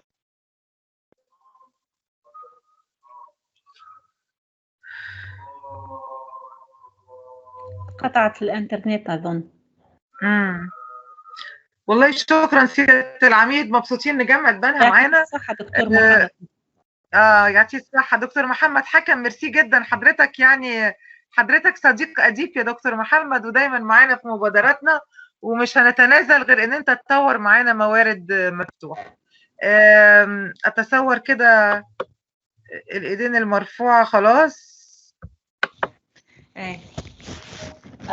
اظن ان نواصل بنفس الطريقه اللي اتفقنا عليها، انه we keep this يعني this discussion on Teams، وعليها we will share the link for submission of the first description of your resources، ومنها نقعدوا نتواصلوا باش نوصلوا in 100 days we will يعني produce the resources we will host them on the portal. اوكي، يعني احنا بنأكد على حضراتكم ان التيم اللي موجود دلوقتي الميتنج ده بانتهاء الميتنج احنا هنسيب الشات موجود وهنكمل على الشات. تمام؟ exactly. فان شاء الله حضراتكم هتقدروا تحطوا يعني ليلي تفتكري هنقدر نعمل الفورم النهارده نبعتها النهارده؟ يعني النهارده او بكره الصبح اخر اجل يعني ان شاء الله. ان شاء الله باذن الله. بنشكركم شكرا جزيلا. و بس خلي بالنا احنا كده في الشات بتاع الميتنج.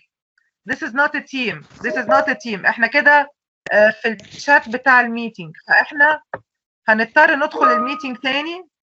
This is a problem. فهماني يا ليليا؟ يا اي ندخل على الشات بتاع الميتنج. يا وي اوكي نو بروبلم. اوكي خلاص ندخل على نفس الشات بتاع الميتنج وهنعمل بوستنج دي لحضراتكم. بنشكركم شكرا جزيلا. تحياتنا ليكم. We will stop the recording. Thank you very much. وإن شاء الله in 100 days يكون عندنا 100 resources.